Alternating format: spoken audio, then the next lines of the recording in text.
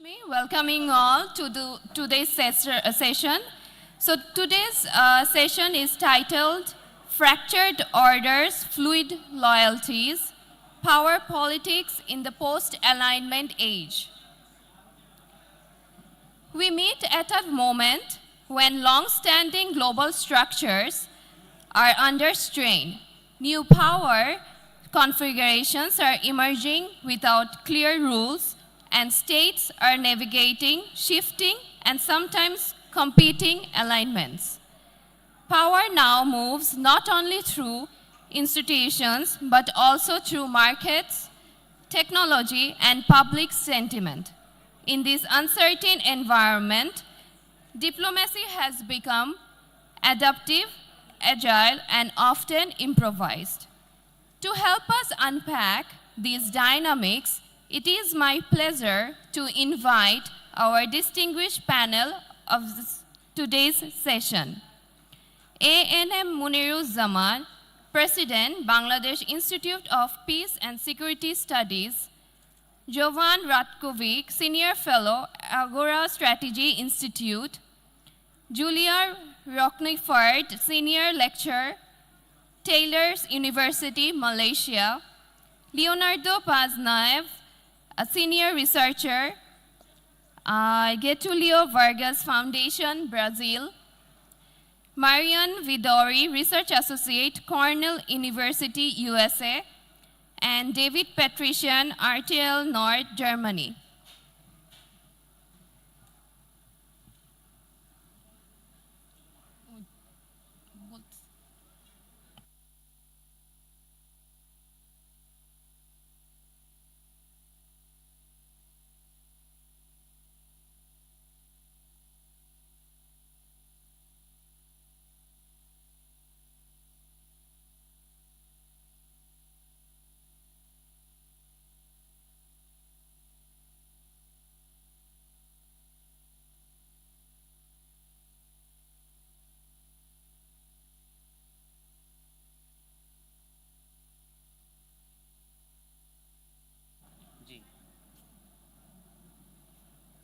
Sound.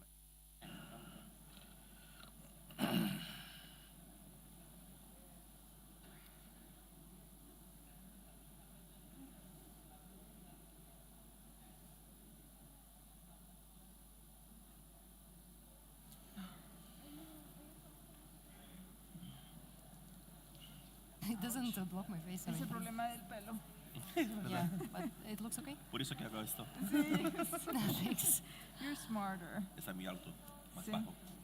So the moderator for today's session is David Patrician. Over to you.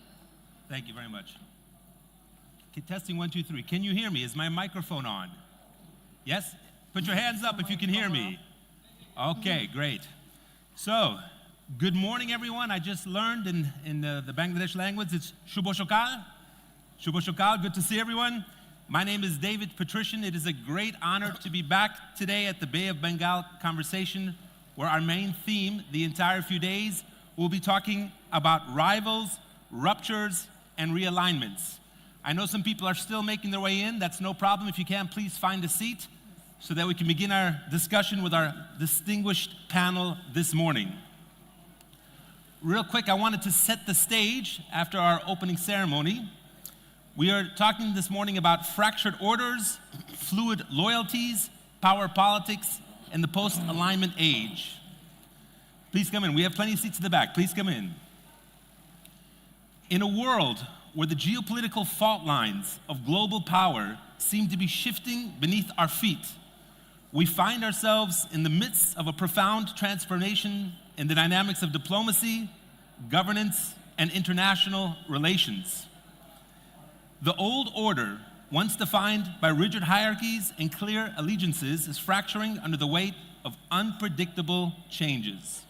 Formerly, stable institutions, which once provided the scaffolding for cooperation and peace, now feel fragile and uncertain. As these institutions age and lose their impact, questions of legitimacy and relevance loom larger than ever. This is the theme of our discussion with my distinguished panel. For our panel, Fractured Orders, Fluent Loyalties, Power Politics, and the Post-Alignment Age. Quickly, I would just like to introduce the 5 panelists at the end. We can give them a round of applause, and you can just raise your hand so that we know everyone. Julia Ruknafard, Taylor University in Malaysia, is there. Oh, thank you. Or we can applaud after every name, as you wish. Jovan Rakovic, the Agora Strategy Institute. Jovan, based in Brussels, is there. Jovan, welcome. Leonardo Neves with the Getúlio Vargas Foundation, based in Brazil. Leonardo, welcome. Leo. Marian Vidaurri from Cornell University in the United States, originally from Mexico. Welcome. Good to see you. And of course, a great honor, General Muni Razaman from the Bangladesh Institute of Peace and Security Studies, the BIPSS. Welcome, General. So there's a lot going on around the world, but of course, since we are here in Bangladesh, I wanted to first start on a local area, and then slowly we'll work our way outside of Bangladesh in the SAARC region. General, the first question, the way we've decided it, I will ask a first question, and inside of that question, we will have our opening statements. So General, the first question I have for you, how does Bangladesh navigate its position between the major regional powers like India and China in an age of shifting alliances and uncertain global alignments? General, please. And to all of our guests, speak loudly and clearly, please. Thank you. Thank you for the question. To answer your question, I need to go back to understand the international system and the global order. The global order and the international system is at a moment of transition. We are seeing transformative changes taking place in the international order. And some of the characteristics of that order are notable. First, I would like to say that there is a high degree of fluidity in the international order and the international system as it makes way to an emerging new international order. In that, the key actors are also changing their power plays. From a state of mediator stability, the international system is now moving to a state of open rivalry as we see major powers getting into open rivalry in all aspects of the relationship. Alliances are making way to new alignments and multi-alignments. States are no longer fixed in the alignment patterns. They choose their alliances based on their very narrow self-interest. So we are seeing a new regime of multi-alignments taking shape. Structures, as we are used to previously, is making way to more dynamic relationship and not fixed structures anymore. So the flux in the international system is giving way to much more new alliances and realignments. We see a middle power complex when middle powers are now flexing their muscle in a manner that they have never exercised before. Therefore, we see a high degree of strategic hedging by many of the middle powers, and that strategic hedging is likely to continue. There is the emergence of a new and a dynamic and a powerful global south, in which Bangladesh also belongs, and the global south will emerge as a new pole in the international structure, in which we also acknowledge the role of many non-state actors coming to play. We are seeing the emergence of a new role of autocratic legalism, or in many cases, right-wing populism. We are seeing the restructuring of the transatlantic alliance based on which the international order was so far based, at least in the European theater. In the European theater, we also see conflicts emerging and re-emerging again. So the conflict in Ukraine and the conflict elsewhere beyond Europe in Gaza, the conflict in Sudan, the conflict in Myanmar, is bringing about a kind of an international conflict fatigue that we are gradually getting accustomed to. There is great insecurity on the impacts of climate change in the international system. We are seeing the rise of techno-strategic competition that we had not seen before in the level and emergence that we are now getting accustomed to. So AI will shape many of our relationship, both as a state power, as a regional power. We are about to see a tilt towards the east from the west to which we have been accustomed to so far. And the international rule-based order on which the entire international system in the post-Second World War based is gradually making way to an era in which international norms will be rewritten by powers who have the power to rewrite those systems. So we are saying weakening of international norm-based order based on WTO, for example. We are seeing the weakening of various other UN organizations which no longer can play the role for which they were once created. And in that order, international multilateralism is also making way to multilateralism, in which groups like AUKUS, Quad will come to play a greater role.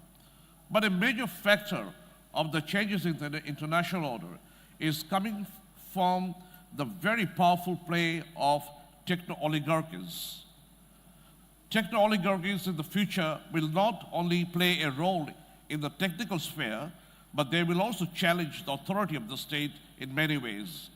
So we are seeing the rise of techno-power, and the techno-power can shape international order in the coming years and decades. Coming back to your question, sir, Bangladesh navigates a very complex relationship with its regional powers and neighbors, in which Bangladesh exercises the right of self-interest and very direct, narrow self-interest. In all our relationship with these major regional powers, some of whom are also aspiring to be global powers today, we maintain a high degree of strategic autonomy, and the strategic autonomy must be maintained at any cost. We are a member of BRI. We also subscribe to the principles of Indo-Pacific strategy. So we are standing on both platforms in which we are both comfortable in our building our relationship with both powers.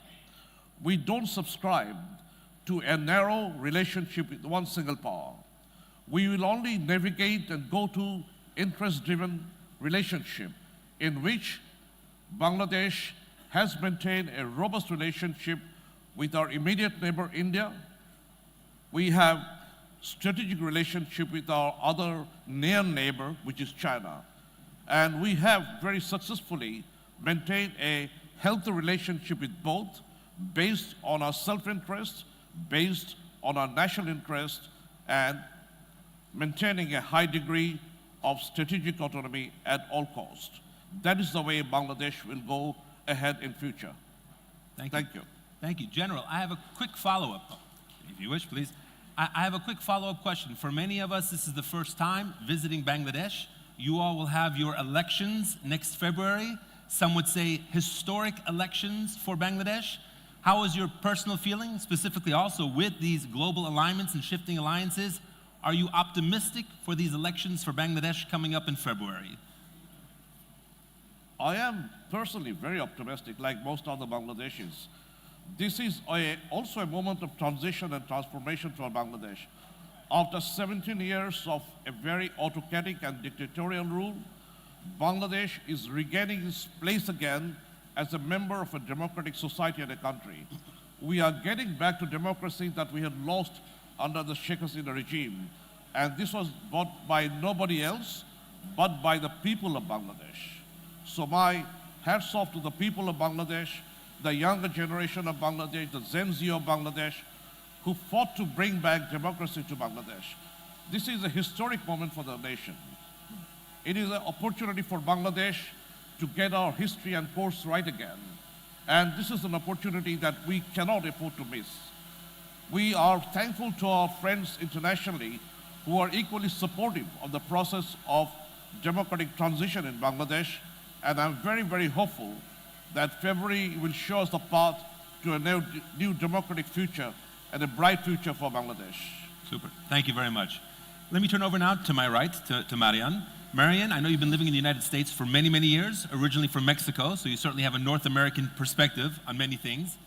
In an era where power increasingly flows through markets, data, and emotion, how is the US adapting its foreign policy and diplomacy beyond traditional state-to-state relations? And I know in the US, things change almost every hour these days or every few days.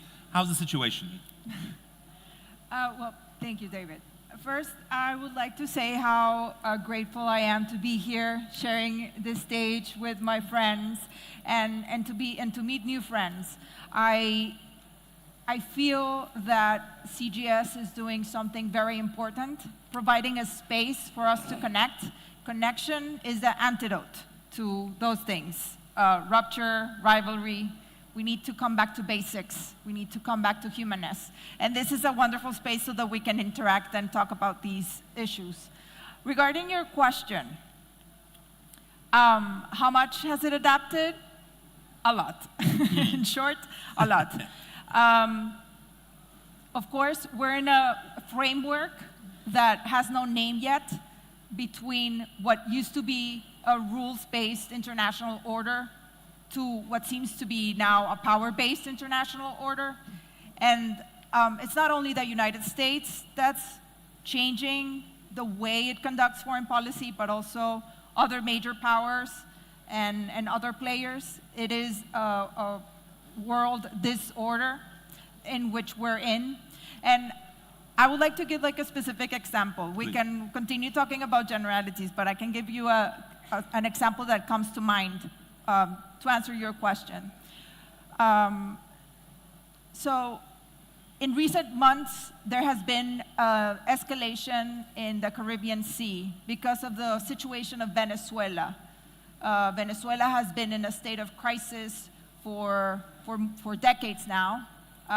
It's an authoritarian regime that is meddled with transnational organized crime, the Cartel de los Soles, the cartels. So it is an area that there's profound structural problems and contemporary problems regarding illicit markets. So the United States has escalated its presence, its military presence in the Caribbean, and a lot of the critique has been on the United States and its actions in the Caribbean Sea. Can we be specific here? Some of that is also shooting down some of these Absolutely. boats that we're Yes, not we 100% don't know. sure who or what, but supposedly have drug trafficking. Yes, Correct. supposedly drug trafficking.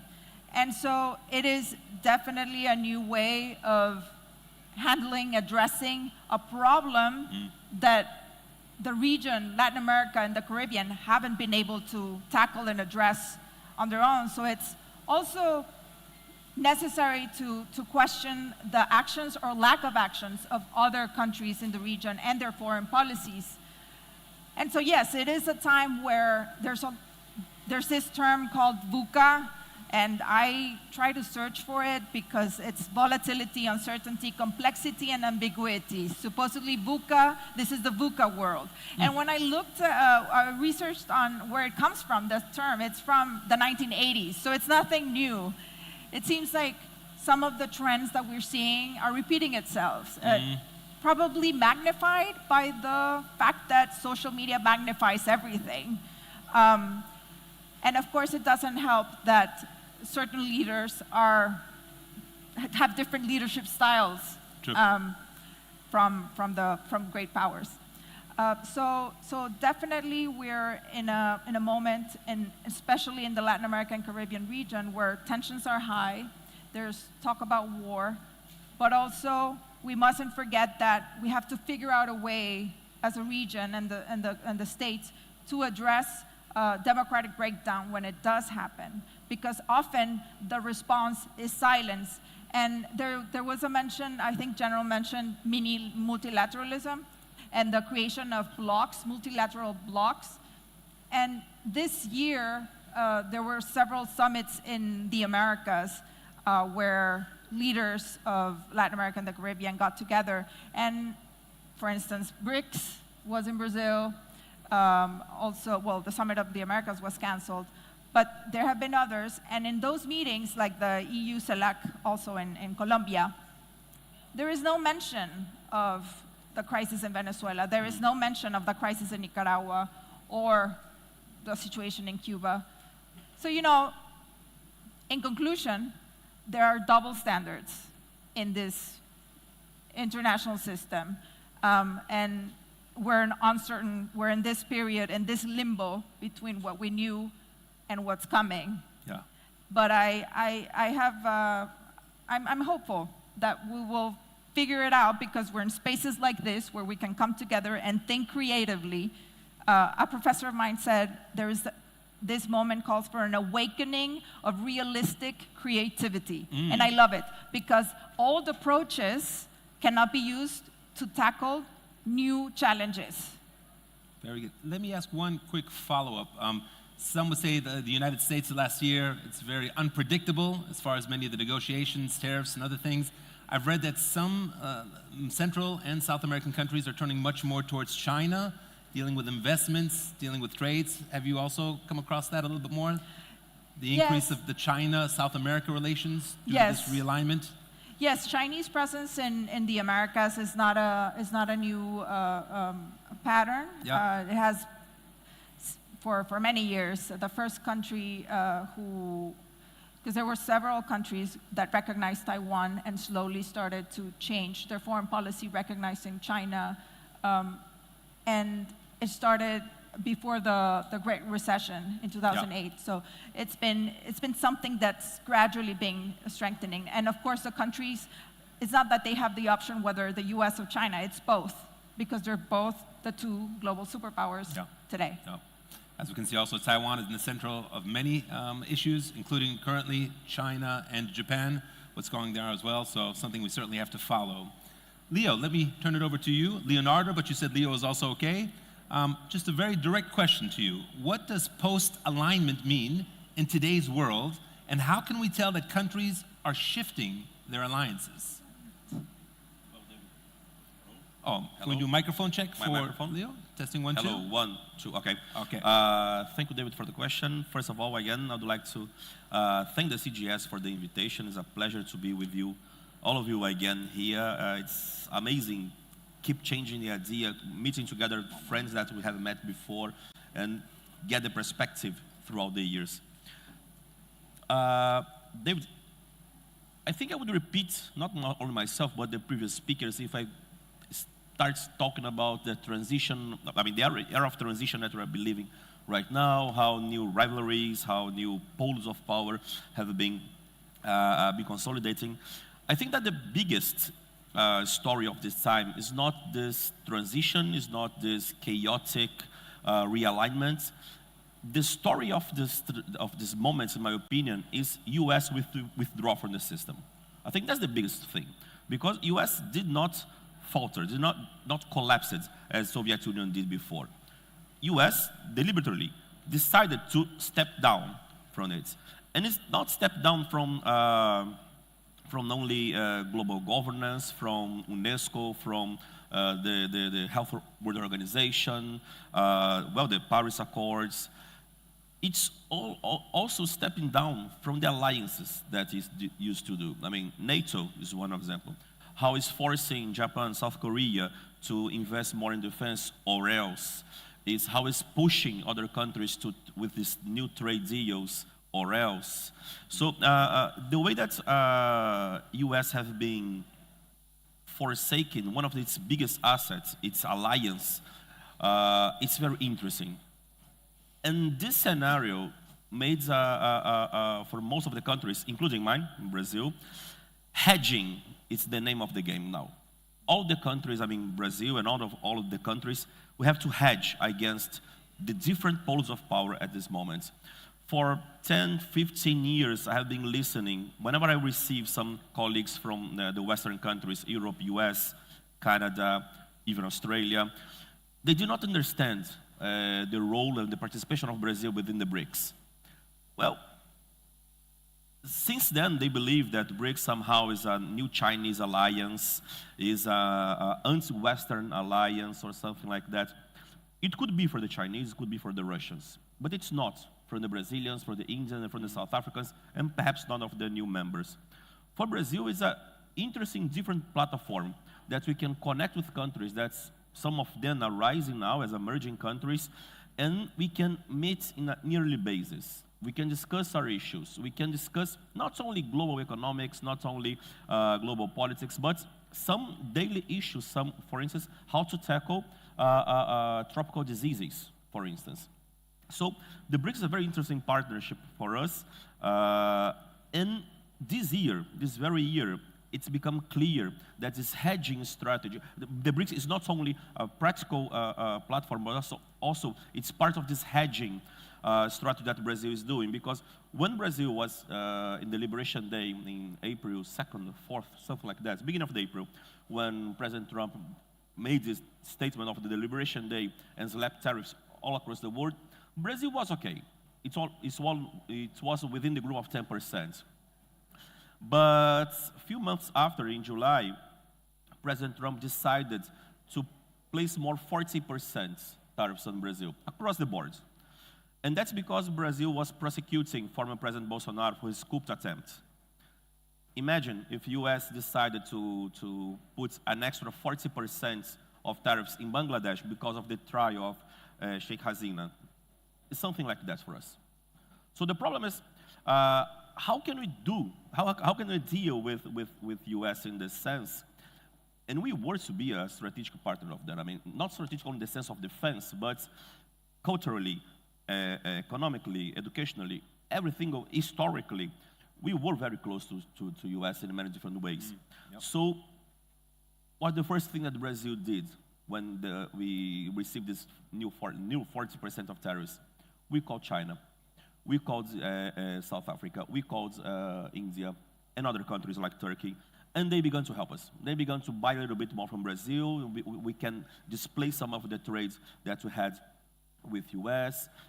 China had accredited 100-something coffee producers to move away some of this production. So it was interesting because this hedging strategy worked for Brazil in that time against US. Luckily enough, we managed to discuss with US, put forward a negotiation. We changed to a positive agenda, and now we have been, yesterday or the day before yesterday, I'm jet-lagged, so this week, President Trump took off the 40% tariffs in most of the issues. So we are going back to, slowly, but we are going back to the Liberation Day tariffs.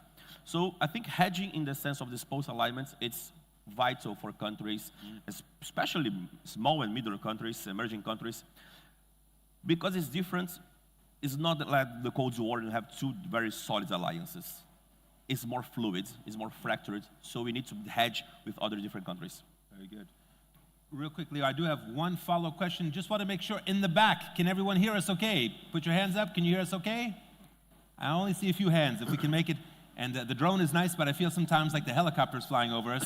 Maybe if that can take a break for one moment, that'd be wonderful. Okay, great. Leo, I have to ask, the COP30 is going on in Brazil right now. We've had many COPs around the world. Some people, of course, it's always good to get together and talk. No question there. Some people are skeptical as the results. Anything that you're hearing back from the Brazilian side about what's going on with the COP30? Are people optimistic that we'll finally make some changes with the climate change? Well, I think we can be as positive as we can. We think we have to have both feet on the ground. We'll not change overnight anything. But we are a little bit positive in the sense that we managed to create the working agenda, which in general take like 3-4 days of the COP to negotiate. We managed to do that in the first day, so that's a positive thing. Brazil has managed to establish an idea of the tropical fund, a new fund to invest in tropical forests. Interesting enough, we managed to get the money. I mean, most of the countries are, I think about 80 countries, so now 80 countries pledged some kind of money. Germany, I think, was the last one with 1 billion euros. Norway, I think, 3 billion euros, something like that. So these funds will go on. I mean, we needed 25 billion to launch the fund, so it seems that it's on track to be launched. Okay. And right now, Brazil is presenting a roadmap to decarbonize the energy matrix. I mean, to move away from the fossil fuels. That's the big issue. That's the biggest story of the day in the COP right now, if you manage to do that or not. Of course, Saudi Arabia is in one side pushing against it. Colombia is on another side push forward. Oddly enough, European Union is going against this roadmap. Let's see how European Union goes to position itself until the end of the COP.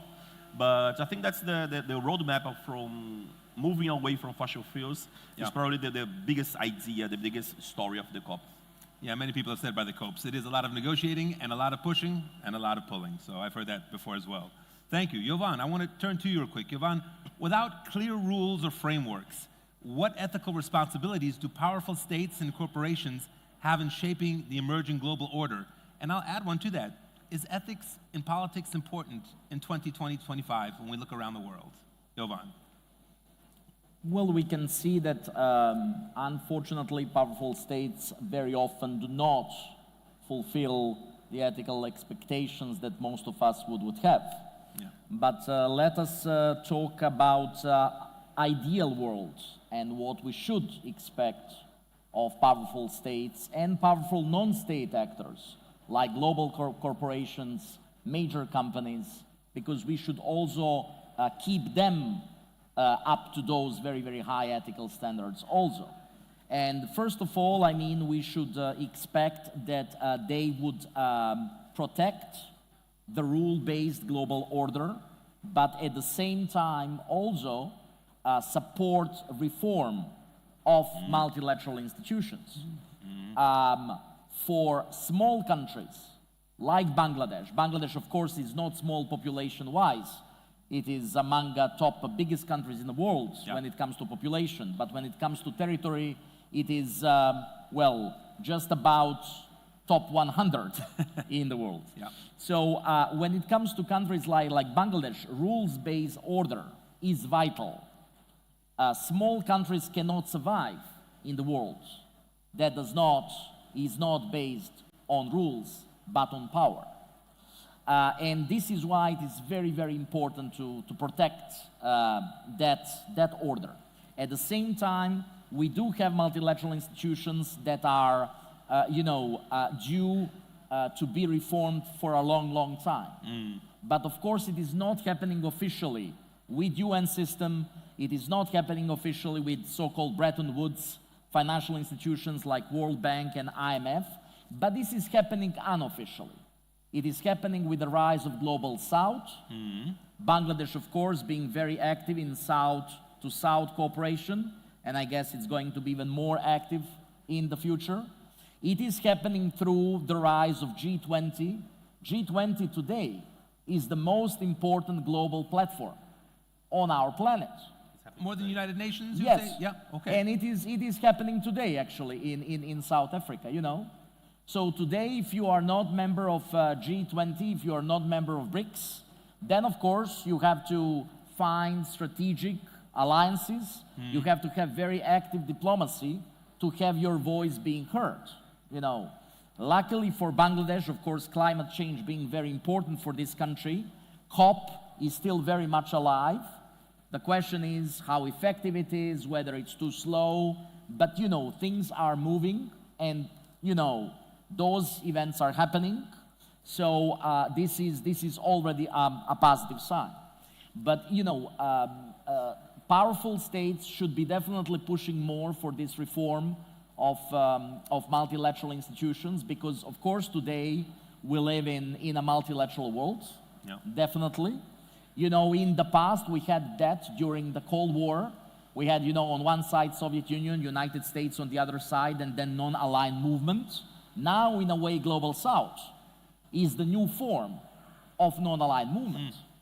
It doesn't have its institutions, it doesn't have its precise structure, but this is precisely, you know, in a way, fighting to have the voice of those countries and of those regions being heard. Apart from those issues, when it comes to peace and security, of course, powerful countries that have the biggest military capabilities are, of course, the ones that we should expect to maintain international peace and security. You know, through peacekeeping missions, through disarmament, through not inducing any sort of new conflicts, through trying to focus first on diplomacy and diplomatic solutions of the conflicts rather than military ones. And then when it comes to economy and huge global inequality that we have, of course, the role of powerful countries is to try to, make that inequalities less and less, to support less developed countries through development aid, through humanitarian aid, through, modern technologies, debt relief, and so on and so on. Thank you. Jovan, can I ask you a quick question regarding the United Nations? The organization's been there for over 70 years, but many people say it's outdated, it's not really relevant. Do you feel maybe it's an obvious question, but what kind of change do we have to do to make an organization like the United Nations or a new one relevant in this shifting paradigm?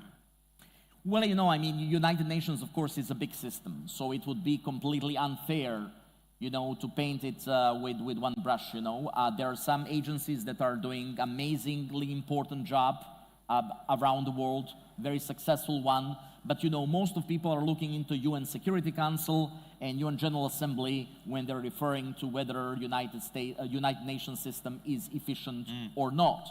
And I think I gave the answer, because that system is largely outdated, now G20 is becoming platform for many issues to be discussed there, because several emerging global powers attempted for past almost 20 years to reform UN Security Council, we had alliances in the past of countries like India, Germany, Japan, Italy, trying to, get into that new, larger UN Security Council, but it did not work, unfortunately. Okay. And regarding financial institutions, I think the G20 is going to continue playing a very important role in trying to make World Bank and IMF much more up-to-date with change of governance structure, first of all, and I think it's very, very important thing also. Super, thank you very much. I'll get to one question in a moment. Just to let our audience know, in a few minutes, we'll also be opening up the floor for your questions. So if you have some questions, feel free to write them down or keep them, and you'll have a chance to ask our panel here. Yulia, I wanted to get to you, of course. Yulia, what's causing the breakdown of old global hierarchies, and are we witnessing a temporary shift or the emergence of a completely new world order? 1, 2, 3 test. Can you Hold hear on, me? microphone for Yulia. We can test 1, 2, 3. Can you speak, Yulia? 1, 2, 3 test. If Can you it's hear me? nice and loud, please. Yeah. No problem. Okay. First of all, I would like to echo my colleagues here and thank the organizers of the Bay of Bengal conference for their kind invitation. I think it's highly important for us to have such conversations and in the localities where it's very safe to, let's say, agree to disagree, to express ourselves, because as we know, it's in some places it wouldn't be possible to have conversations which are highly critical of certain things. So thank you for that. To the question, I think we've been for quite some time observing this in the making, this kind of breakdown that we are discussing.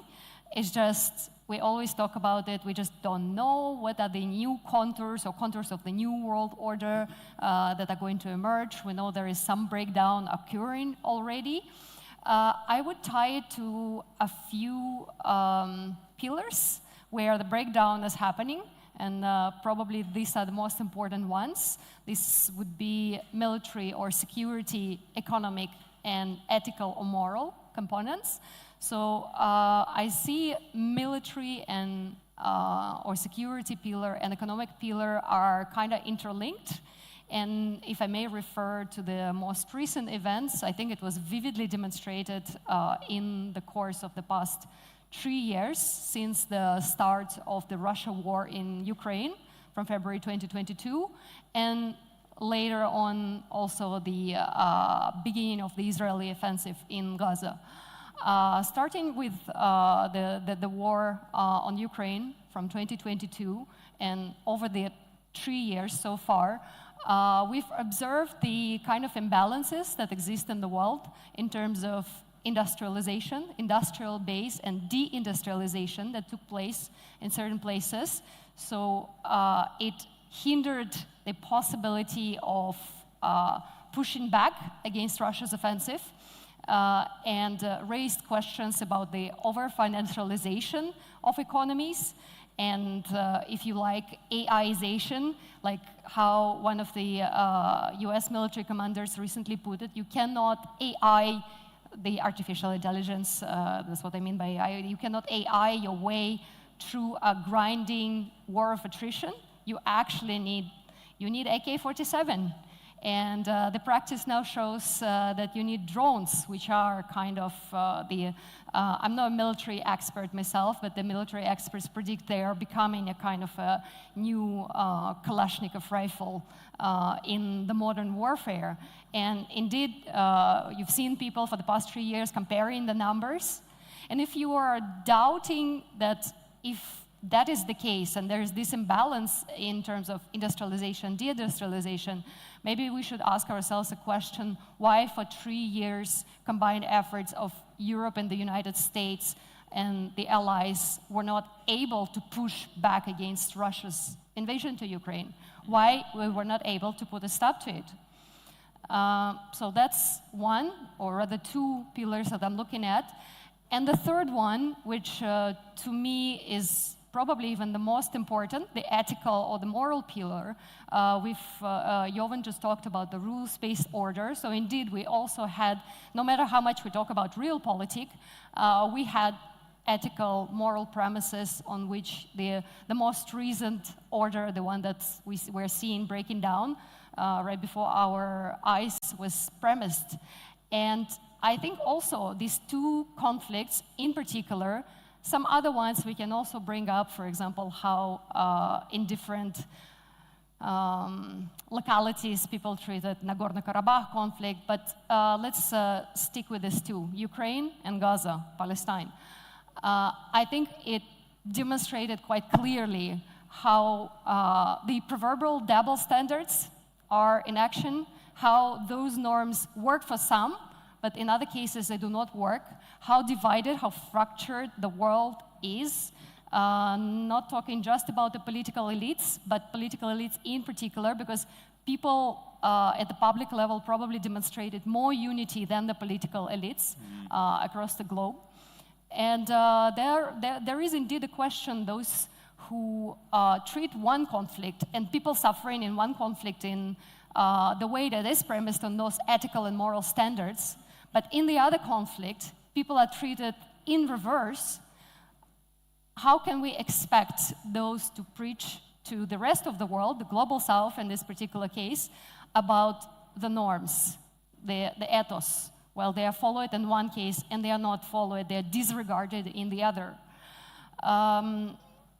I would also like to talk about that I think there is a kind of a conflict of visions that is taking place if we should see politics, after all, the global politics in realist terms or in liberalist.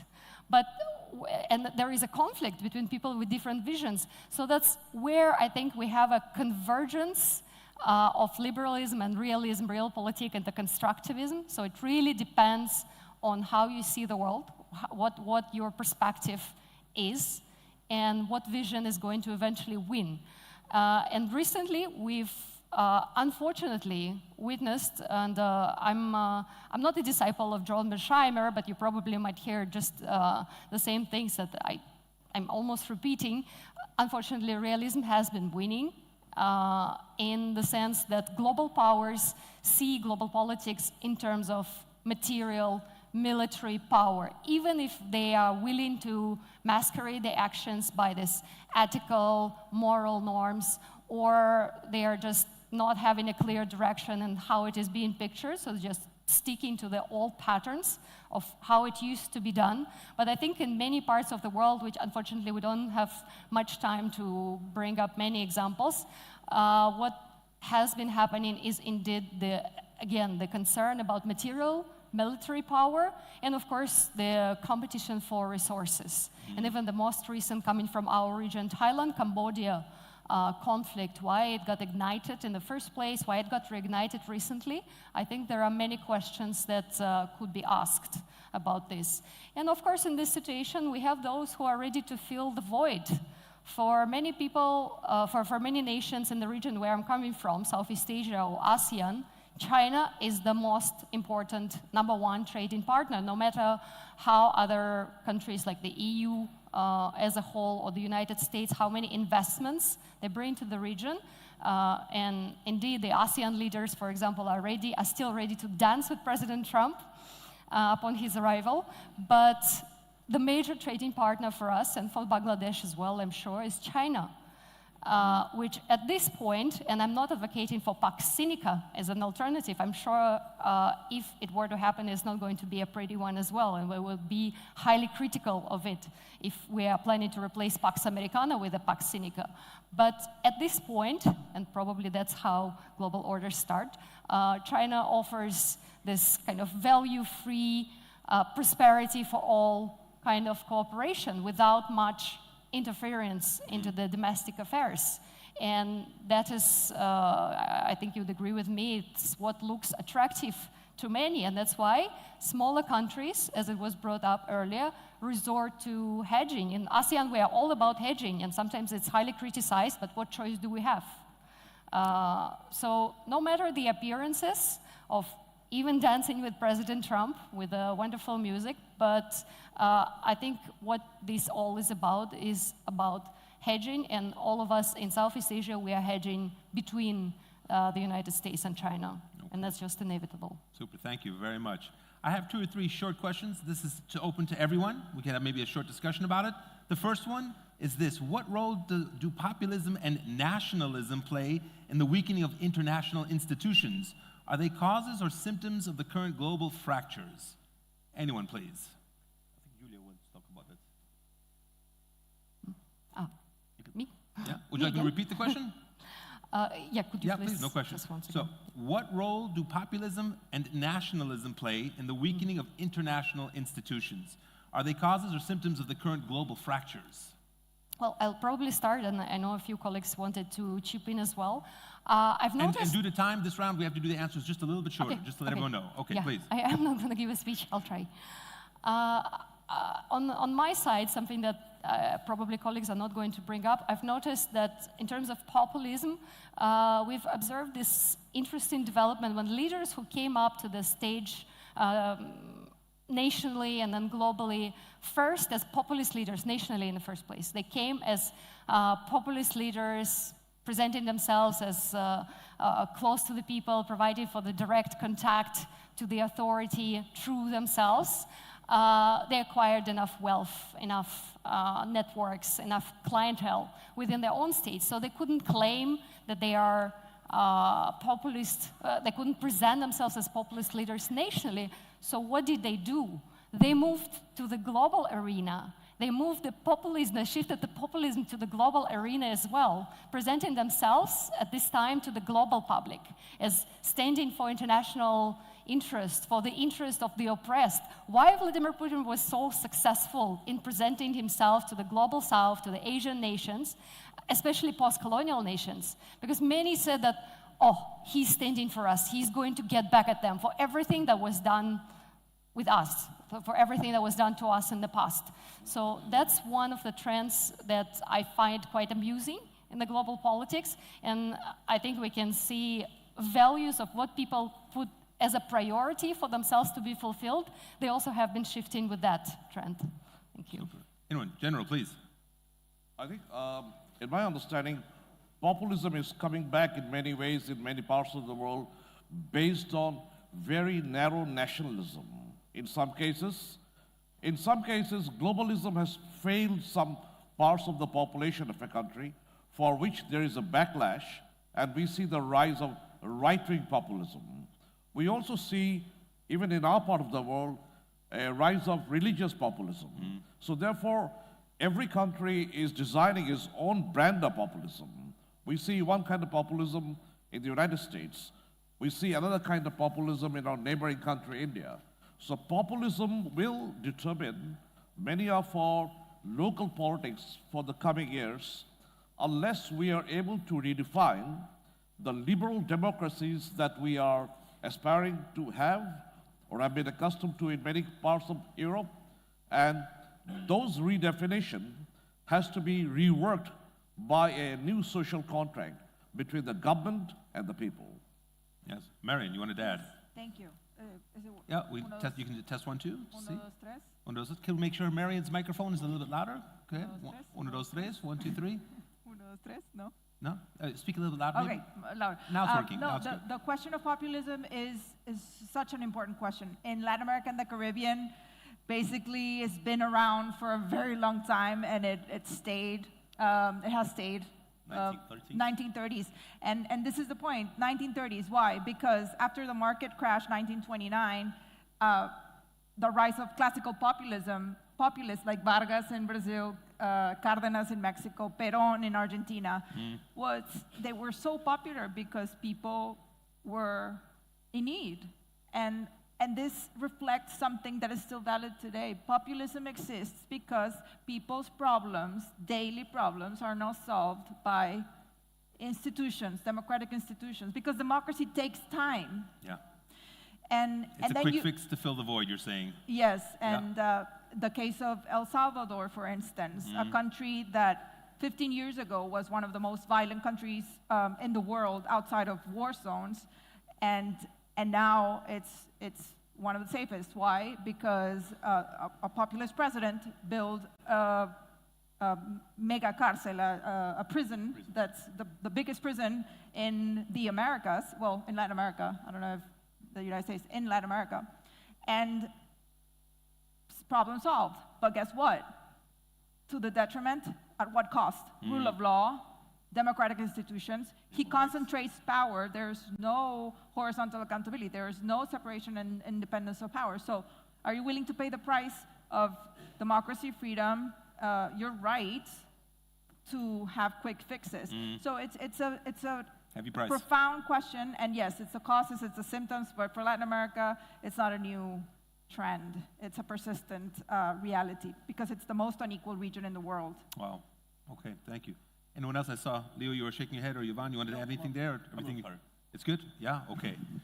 Good. I have one final, well, actually, I have two final questions before we go to the Q&A. The first one, just a general one. How can countries stay true to their values when alliances and power are constantly shifting? It's a general question to anyone on the panel. Again, I'll repeat. How can countries stay true to their values when alliances and power are constantly shifting? Is it possible? I think it is possible, Yes? as long as you very narrowly concentrate on your national interest. Countries no longer go to open alliances anymore. They go to alliances based on their narrow self-interest and national interest. So they choose and pick and choose which alliances serve them best. And this is also not a fixed process. This is a dynamic process where you can go to an alliance, pull out, and go to another one based on your narrow self-interest. And that's the way of the game now. They told me that I'm allowed to ask some provocative questions. So, General, I'd like to ask you a provocative question. Yesterday evening, you were not there. I spoke with some Bangladeshi gentlemen, and we were talking about the situation with Sheikh Hasina and India. And since we're talking about the shifting geopolitical strategies here, what would it mean, in your opinion, if India does not return Sheikh Hasina here in Bangladesh to have her due trial and process? If India respects international norms and rules and international order, then as a friendly neighbor, India should respect Bangladesh's legal system. Sheikh Hasina's trial has gone through all international standard legal system under which she was convicted. And that's a legal system that should be respected by all our neighbors. And if that respect is there, then by all account, she should be returned to Bangladesh.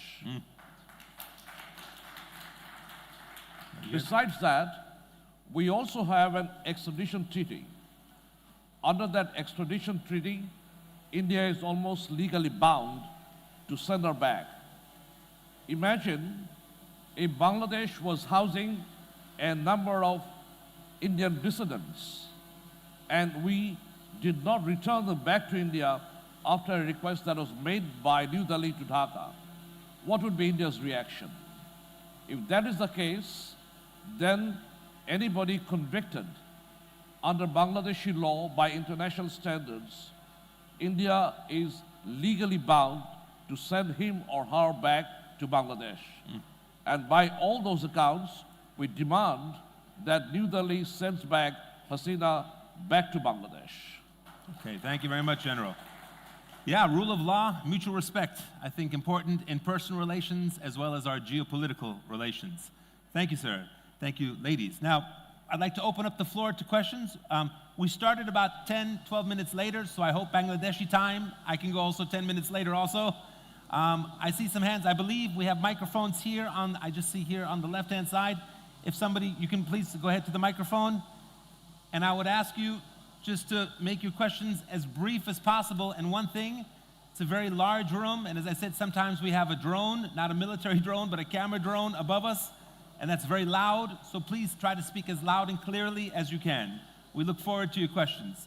And if you could just make sure the microphone is working, if you can tap. Yes, please. Okay. Go ahead. Hi, thank you very much for this panel and the conversation. My name is Nishan Dimel. I'm from Verite Research, a think tank in Sri Lanka. Henry Kissinger said America had no permanent friends or enemies, only interests. And I hear this echoed in India, I hear it echoed in this panel. And I want to question all the panelists that this is perhaps a very bad idea. First, because self-interest is common, and the entire purpose of any relationship is to get beyond self-interest, to trust, to stability. And the moment self-interest is put forward, even questions like respecting international rule of law or being bound by any ethical consideration is destabilized, because what is ethics if it is not the ability to restrain ourselves against our self-interest? But secondly, because Julia made the distinction between Mersheimer's real politics and liberal views, if you saw, Julia, the conversation Jeffrey Sachs had with Mersheimer on this, as an economist, that is myself, the prisoner's dilemma is a classic example of how self-interest undermines mutual interest. And maintaining the capacity for long-term mutual interest is exactly where creating devices to overcome self-interest or park self-interest and work on trust really matters. So maybe if the other panelists also could reflect on this question. So due to time, can I ask you I'm finished. I'm just no, it's okay, but summarize the question, just so we have one. The question is, what is your would you have an alternative to making self-interest the primary consideration of foreign policy? If not, isn't that the problem? Okay, thank you very much. Anyone, please, Leo. Yes, I think, I'm sorry for what's your name, but to the gentleman. I think that perhaps yes, self-interest is perhaps the leading power, driving power of foreign policy for ages now. But I think we enter in an era that perhaps you can reframe self-interest in a common interest. I think most of the countries, perhaps every country, would like to live in a stable world. So stability is to be the interest of every country. It's also collective interest. So how can we pursue stability in a way that can benefit ourselves, but everybody else? Climate change, regulation of migration. I mean, there is a lot of issues here that touch upon many different subjects in the themes and that we discuss here, we discuss in the future, that it is within the self-interest of each country to deal with. But if dealt in a certain manner, you can see that it can also be in a common interest to tackle them. So trying to reframe our self-interest in a common interest, I think is one of the paths that we can achieve better relations. Okay, thank you. Yeah, can I say something? Yeah, please, absolutely, General, please. My answer to your question, sir, is that self will always dominate in the bilateral or multilateral relations among states.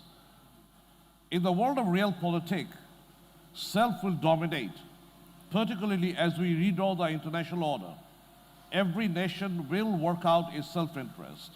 But in the interest of the game, those nations may also accommodate other mutual interests to work out a bilateral atmosphere for cooperation. but self or self-interest will always dominate. Thank you. Anyone else on that? Yeah, Mariam? One tiny comment. Please, go Sorry, ahead. it's, Yeah, with the drone, it's a little bit difficult. Yeah. Loud if you can. And of course, you're assuming that self-interest of a state is maybe equal or not equal to self-interest of the government or official party in government. Because there are some countries where actually the self-interest is more self-serving for the political elites that are in power. So there's, you have to, I guess, take it case by case. And there's also the point where, yes, every country, in theory, wants to put themselves first, but the question is, it was said America first, or Mexico also puts Mexico first, but it's not Mexico only, it should be global community. But just... Yep, very good. Thank you very much. Okay. All right, our next question, yeah, please. My name is Saror Hussain. I am a practicing lawyer in the Supreme Court of Bangladesh and Lincoln's Inn barrister. Formerly, I served in Bangladesh Army, retired voluntarily. My question to General Munir, a issue of election in February came up. Do you think with this weakened and fragile law and order situation and practically a imbalanced political environment, a free, fair, credible and participatory election is possible in February? Thank you. Okay, that's a very domestic question, but General, if you'd like to give a brief answer to that. I think it is possible. 1 second, your microphone. Can we make sure the General's microphone is working? Go ahead, sir, please. I think, can you hear me? Yes, now it's on. Okay. I think it is very much possible. We are in the post-revolution period. If you scan the post-revolution countries in the world, we are in a much better state than most. A post-revolution period for any country is not an idealistic situation.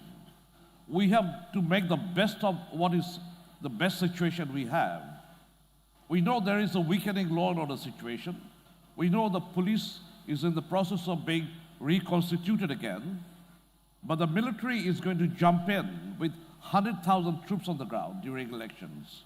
So the gap and the vacuum that exists in the law and order spread of the country can, to a great extent, will be filled up by the military. We have a population which is aspiring for return to democracy. So they have their own contribution to make to keep a stable order during the election.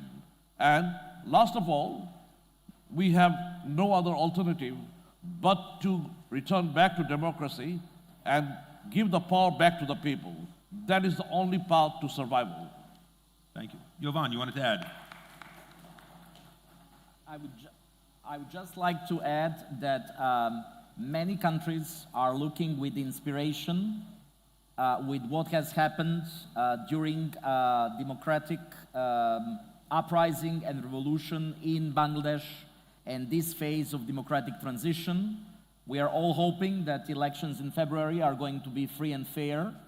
We are, of course, very pleased that Bangladesh people are going to choose their own government, and they decided to restore democracy in this country by themselves without any pressure or any interference from anybody outside of this country, and this should remain so.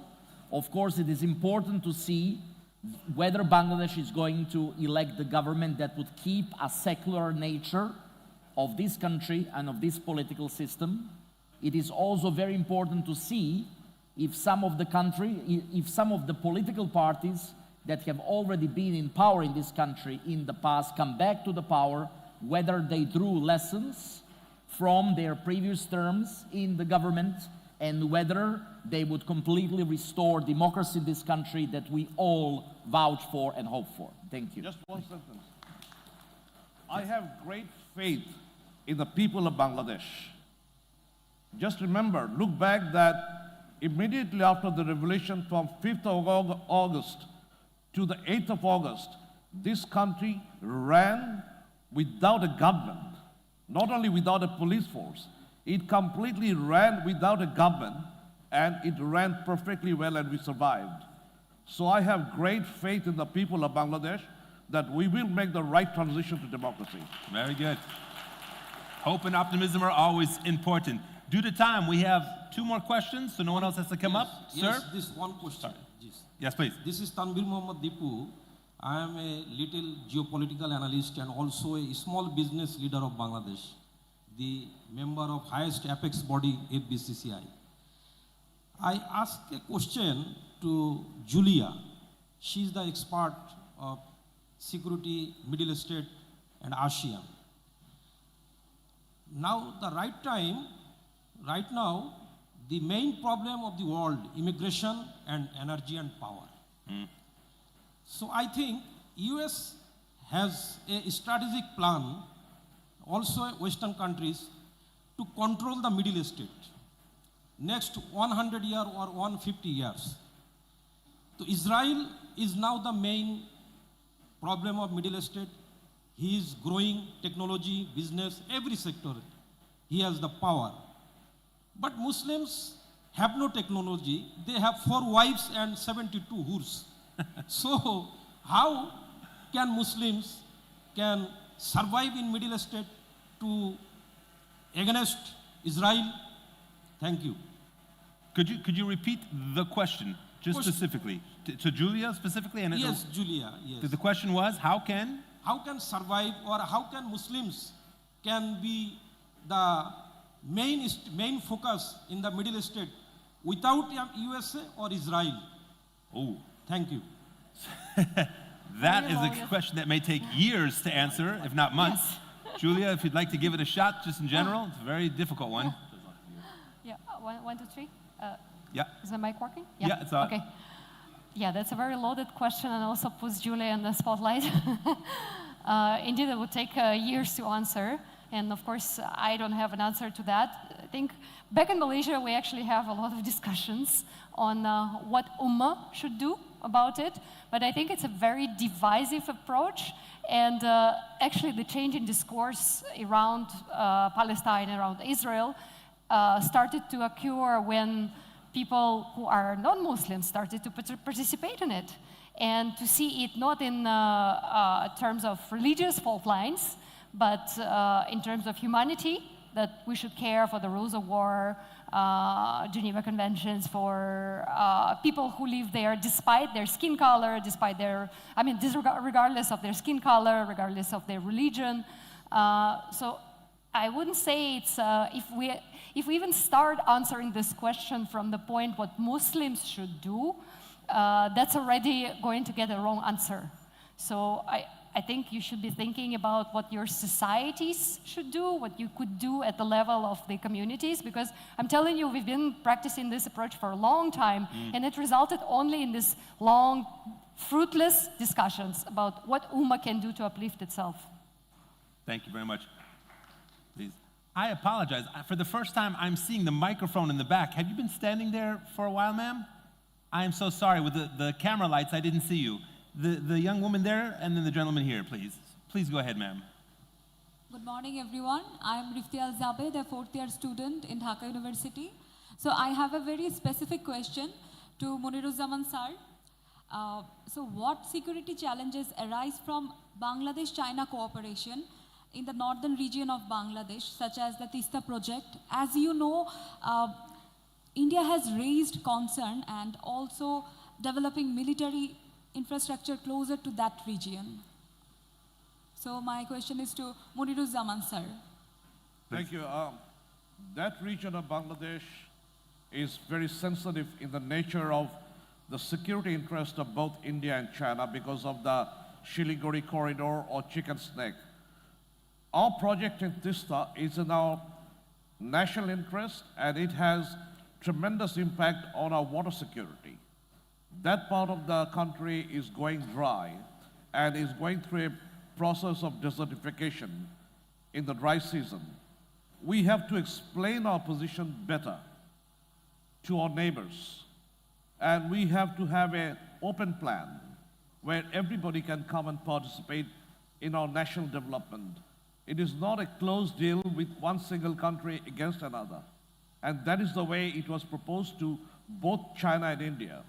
Anybody who likes to come in and contribute in our process of water security in that part of Bangladesh is welcome to contribute. And if we are able to explain our transparent position better to both countries, I'm sure there should be no tension amongst them. Thank you. Thank you very much. So you've had your hand up for now, but you'll have to go to the microphone, so you have to go behind him, and that will be the last question. The young gentleman, and then, sir, here, you can just go to the microphone. 2 more questions. Unfortunately, we're out of time then. Gentlemen, sir, please. Hello, my name is Atikur Rahman. I'm also from the University of Dhaka, just graduated. So I majored in public administration, but I have always been interested in global politics. So ever since I started studying about that, it always caught my attention that everyone says there is a rule-based order which is shifting towards a multipolar world. But did actually ever a rules-based order exist? I mean, we talk of it from the outset of the Second World War and the realignment of new global order. But did it actually apply to everyone equally? I mean, we can see through the Cold War, the major 2 powers did as they like. There was no order for them. So your question is, was there ever an equal rules-based order? Yeah, exactly. Yeah? Okay. Yeah. And if it's a culmination of that lawless society right now, or it's just a shift from rules-based to a new order, or it's just a culmination of the lawlessness of order? Okay, no, thank you very much for the question. Would anyone like to take a shot at that here?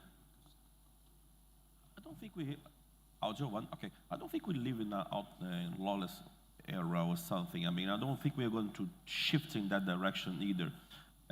Somehow, Johan already said something before when he talked about UN.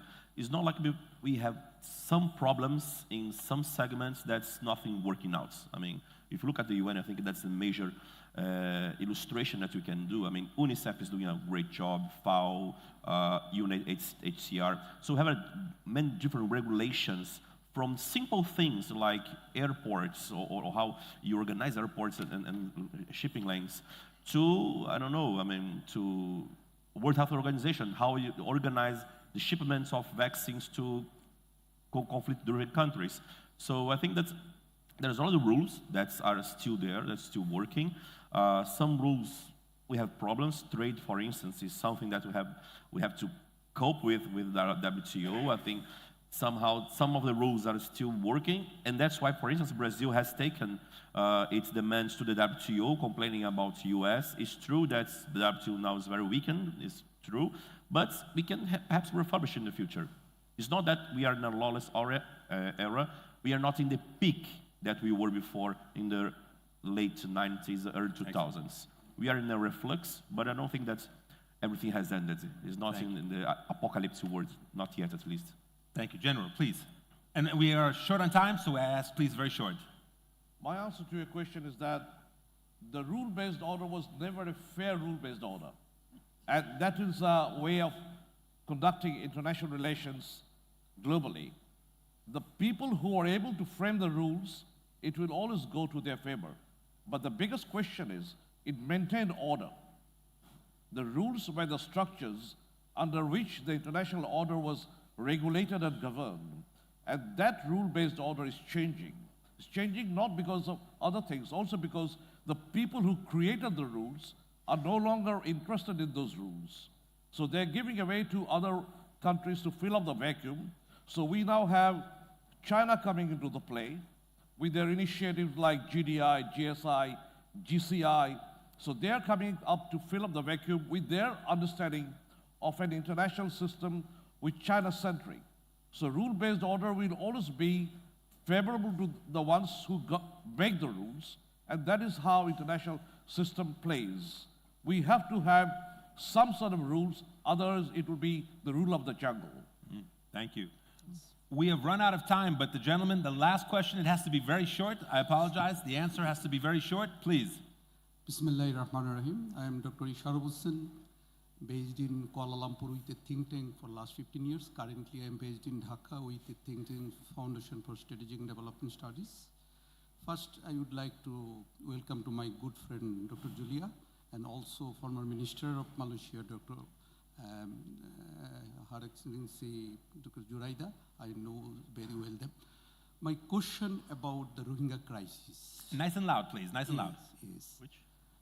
I would like to draw attention, firstly, General Munir Zaman, secondly, Dr. Julia, the expert on the Asian affairs.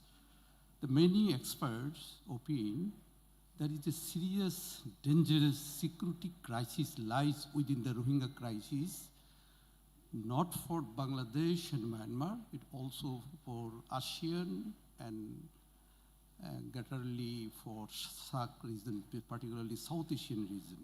So due to time, the question? Please. Yes. Do you think such kind of security risks can destabilize the whole regions or whole global world? Thank you. Thank you. Please. My answer to your question, Dr. Sharaf, is that the Rohingya crisis has graduated from humanitarian crisis to a security crisis. It is already happening. It is putting tremendous pressure on Bangladesh's internal security, for example. It has tremendous potential to turn it into a radicalized state of security in which international radical players can come in, and they're already looking at Rohingya crisis in a very, very definite way. Besides that, it is becoming a regional crisis because many of the Rohingya groups and subgroups are now getting armed and trying to go back to Rakhine and Myanmar to fight back the existing power in that structure. It is also a security crisis from both transnational and non-traditional security paradigm. It has already become a hot hubs of human trafficking, small arms trafficking, and drug trafficking. So from all three accounts, it is already a major transnational security crisis. It is a major non-traditional security crisis.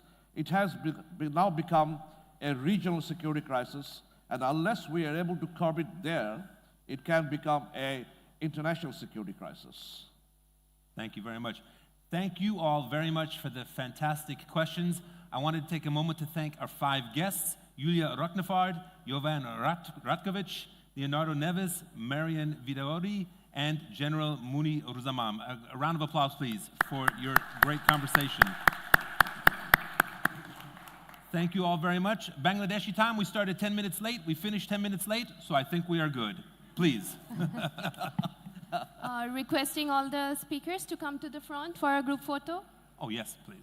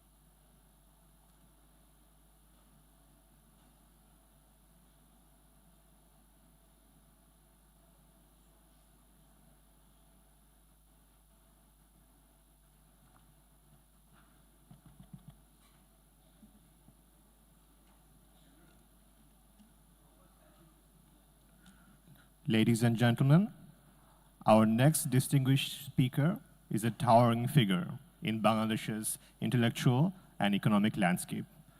Professor Rehman Soban is one of the country's most influential economists, a pioneering voice of policy reform, and an elder statesman whose writings have shaped national debate for decades. As a founder of the Center for Policy Dialogue and a key thinker during Bangladesh's formative years, his insights continue to illuminate pathways towards equity, justice, and sustainable development. It is my honor to invite Professor Rahman Soban to deliver his address.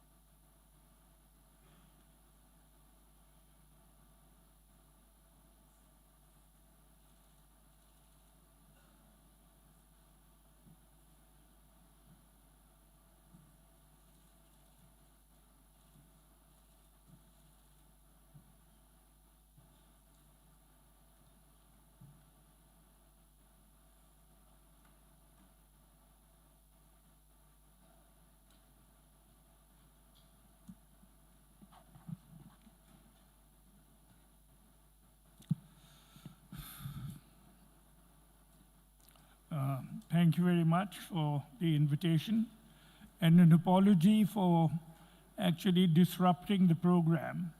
I was scheduled to speak tomorrow, but I suggested to Zilur Rahman that since the conversations today were basically about the broader issues of changing strategies and alignments, in the global system and in the region, what I'm about to say may be more relevant at this point because it could then be helpful in the conversations which go on.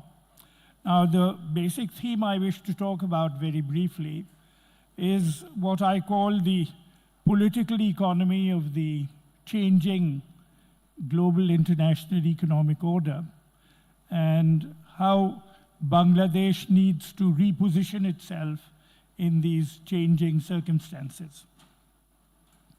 When I was active in international fora in the 1970s, there was an ongoing argument about constructing a new international economic order to challenge the then hegemonic influence of the North Atlantic powers, which would be Western Europe, the United States, and North America. The agenda at that time was to bring about a system where the levers of trade, technology, and capital movements were more democratically distributed across the world. The whole process continued for about a decade or a decade and a half, but nothing very much changed. So that when we moved towards the 21st century, this was essentially an economic order which was still dominated by the North Atlantic powers. Today, in 2025, we are living in a much more changed world. We are living in a world now in which the balance of power is relocating itself towards the global south, and within the global south to its epicenter within the Asian region, particularly in South, Southeast, and East Asia. Today, in nominal terms, the United States still has the world's largest GDP, but China is second, and India is fast catching up. If we convert it to purchasing power parity terms, which takes into account the relative living costs, then the largest economy in the world today is China, and India is third. If you project forward to 2050, the available projections, even in nominal terms, indicates that China will be the largest global economy, India will be third, and interestingly, Indonesia will be the fourth largest economy in the world.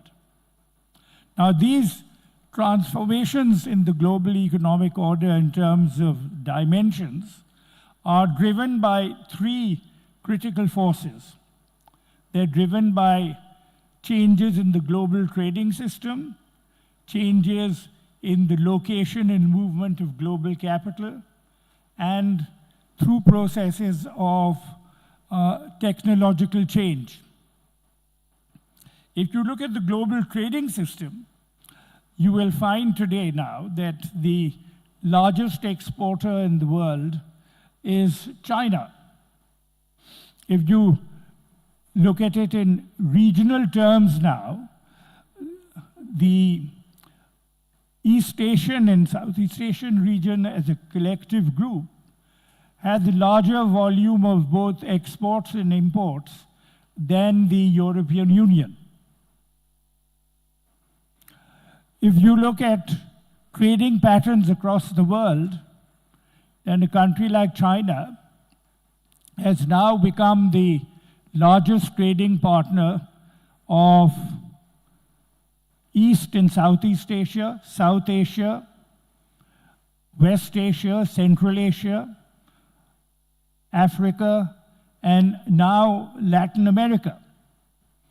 In most of the major countries of Latin America, which were once the dominant marketplace for the United States, countries such as Brazil, Argentina, Chile, the major countries over there, China is now the principal trading partner of all these countries. Now, these are the emerging objective facts of the global system, which are increasingly defining relations. The conversation which you all were listening to just before were essentially talking about a world constructed around security concerns. And obviously much of what is happening or may happening lives in the world of hypothesis and speculation. However, when you look at the world from the perspective of economists, you are largely dealing with objective facts. And objective facts are measured in terms of who is trading with whom in what quantities, what is being traded, how are you financing your development processes, what are the technological changes to which you have to attempt to access and utilize. And in these particular areas, there is no doubt that there is a major transformation that we are living in. We are living in a world in which power has relocated itself eastwards. This has led to a very interesting geopolitical situation. For the first time in memory, and memory goes back almost to the Roman Empire, there is a disconnect between global military power and global economic power. Today, the United States is undoubtedly still the dominant military power, but it is no longer the dominant economic power. And therefore, its capacity to project its influence around the world through the dominance of its economy is no longer there. It is neither the major global trading power, it is neither the major source of global capital transfers, and now it is being overtaken even in terms of its dominance of technology. If you project the world into the 1950s, 7 emerging countries are likely to have twice the GDP of the G7 countries of today. This is the way the world will change. Now, why has this happened? The changing trading power relocation eastwards is built around changing competitive capacity. It is not built around control or dominance of natural resources. It is because the countries in this region are able to produce goods and services on more competitive terms than the traditional sources of supply in the United States and Western Europe. That is the objective reality. China, for example, because of these factors, has emerged as the dominant trading partner in 70 countries around the world. compared to the United States, which major trading contacts are in Western Europe, and with a number of Caribbean countries which are large in number but small in trading capacity. If you look at this world now, you will see that the trade competitiveness of this region is important because it is influencing the ownership and access to global capital. Surpluses are being accumulated by the major trading countries, and this means that if you look at the dominance of global foreign exchange reserves, if you look at the ownership of sovereign wealth funds, most of these are now dominated by countries from Asia. China's foreign exchange reserves, if you include Hong Kong with it, is today $4 trillion. If you look at the sovereign wealth funds again, the biggest accumulation of wealth funds, sovereign wealth funds for projecting global influence. Again, it is in China and certain Middle Eastern countries and in Southeast Asian countries. So all this indicates now that when you are looking at the world, you are looking at a world in which if you are looking to reposition yourself as an exporter, if you are looking to reposition yourself as a country in search of development partners, you will no longer be looking westwards, you will largely be looking eastwards. This is the way the world has now evolved. What I found recently, in some very important recent literature has come out, that if you now look at overall global financial flows, that means the movement at official levels of both aid and loans, China has now emerged, and this is the latest data which is coming out, as the largest supplier of capital in the global system. Between 2000 and 2024, China has distributed in aid and loans the equivalent of $2.1 trillion, more than the United States. If you look at the latest figures for 2023, which is available 24, again, they are the largest single supplier of global financial flows.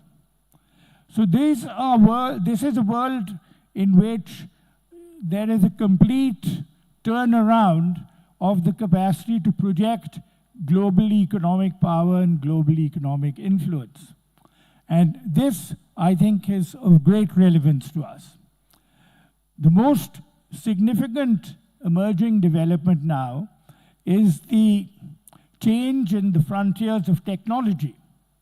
There was no doubt at all that countries such as the United States and Western Europe were the dominant players in the world of technology and continue to be so even today. But if you now look at the latest developments, I was recently looking at some material which has come out of Australian think tanks which were reported in the New York Times.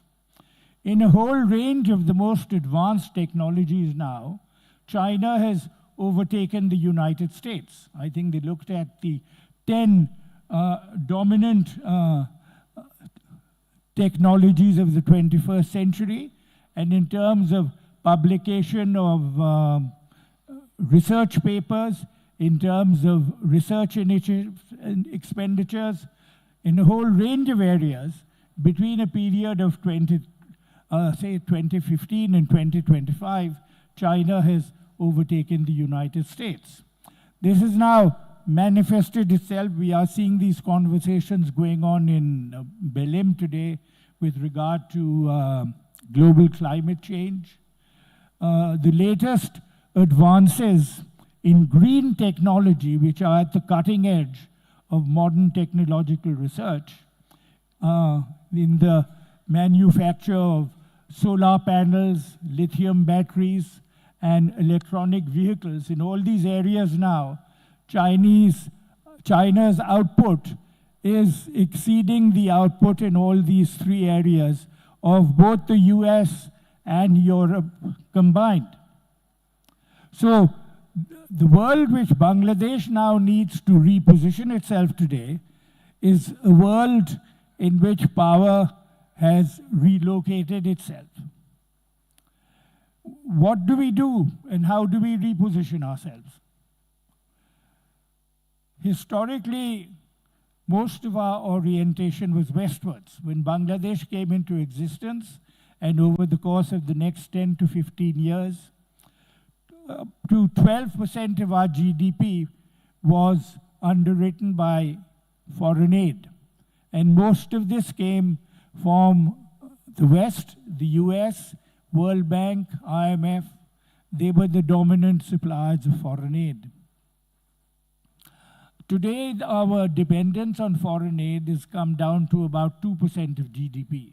Whatever aid we are receiving from traditional sources, most of it is not even utilized. We have about $50 billion of foreign aid just lying in our pipeline, unutilized and slowly utilized. The main sources now of capital investment and financing coming to us are essentially coming from countries within the Asian region. Japan is a big player, certainly. China is now got investment projects funded not just through aid, but through loans and a variety of other sources in the range of about $40 billion in Bangladesh.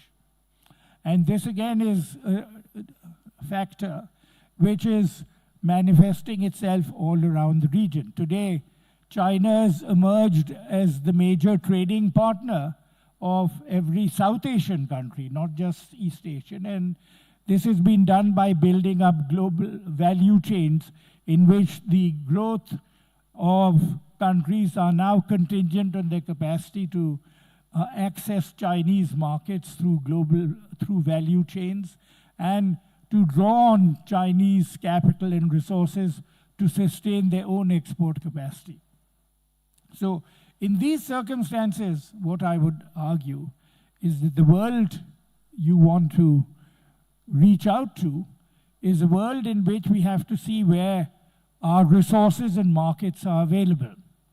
I see our main preoccupation today still seems obsessed with being able to retain our markets for ready-made garments in the United States, and of course to continue to perpetuate our status as the least developed country so that we can retain our duty-free access to the European Union. But these, if I may say so, are yesterday's strategies. At the end of the day, our export market in the US is only worth about $8 billion. And this again is perpetually at risk because we do not know how access will be influenced by the changing, the instability of Trump, the policies of President Trump, which is basically a highly fluid entity, very transactional, and therefore which has no consistency and predictability attached to it.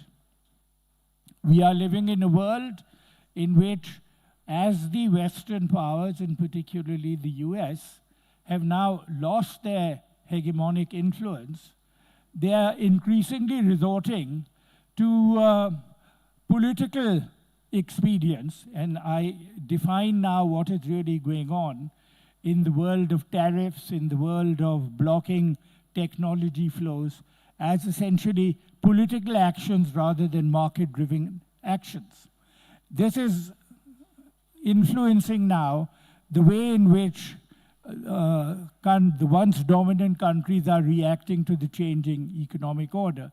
This essentially means that there is really no consistency or sustainability to this order. The tariff policies of the United States make very little economic sense. They are partially predicted on an ancient and discredited philosophy of import substituting in industrialization, against which all our countries, including Bangladesh, were admonished both by the US and by the World Bank and IMF as an unworkable strategy. We are also persuaded that if you are not going in for import substituting in protective industrialization, you can promote exports by putting pressure on your trading partners and using your your domestic market as an instrument of pressure and blackmail to trade with you. Now, neither of these are sustainable policies because they are not sustained by market forces, and therefore you are going to come to a point where you will have neither an acceleration of industrialization, nor will you have a capacity to have markets which will remain open and sustainable, which are being forced on particular countries. So in these circumstances, I would say that Bangladesh would again be well advised to look to countries where they can access capital more readily, to look to countries where the future market growth is taking place. The big failure of government, of our policymakers, and also I would say of our private sector, has been our failure to take advantage of the two major markets in the world which are on our doorstep, in China and in India. Since 2010, we have had duty-free access to the Indian market. In the last couple of years, we have had duty-free access to the Chinese market. But beyond the traditional areas of exports, we have neither chosen to diversify nor to develop working arrangements to plug ourselves into the supply chains of both countries so that we can take advantage of their size and their growth. So if we want to reposition ourselves in the global system, we need to have much smarter and more dynamic policymakers, and we need to also have much more adventurous and creative private sector who must get out of the cocoon, the LDC cocoon, in which they want to live permanently, and to in fact expect that you will continue to get your duty-free privileges. This is not the way the world is going to evolve, and this is a world in which we now have to position ourselves. Whether under the emerging new order, we will get more creative policy making and more adventurous private enterprises to be seen. Thank you very much.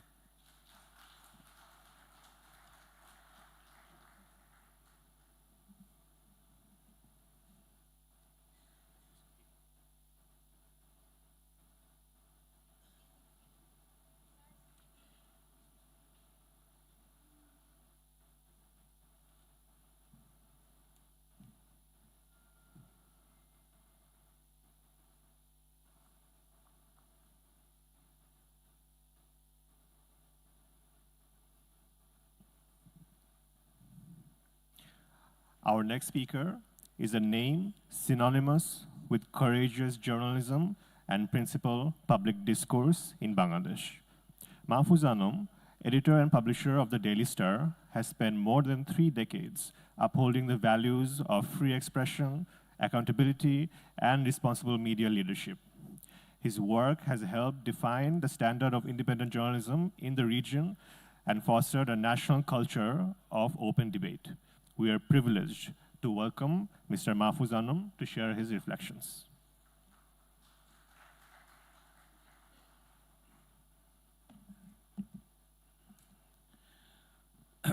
Ladies and gentlemen, to follow Professor Rahman Subhan in a speech, somebody I have admired all my life and admired, that admiration has grown, which is testified by the brilliant speech he just gave.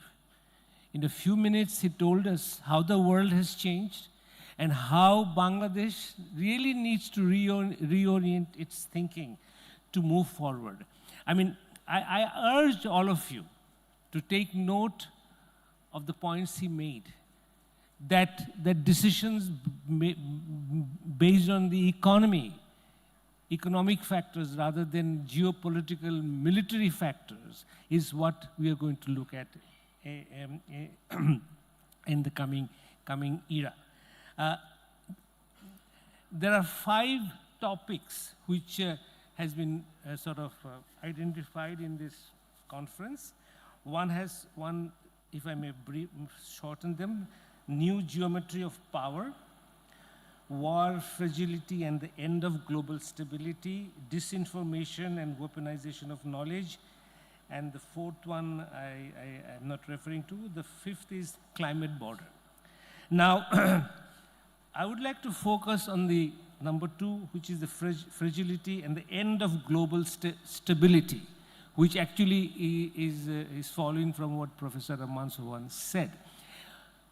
Small countries like ours, we need global stability, particularly in the sphere of the economy.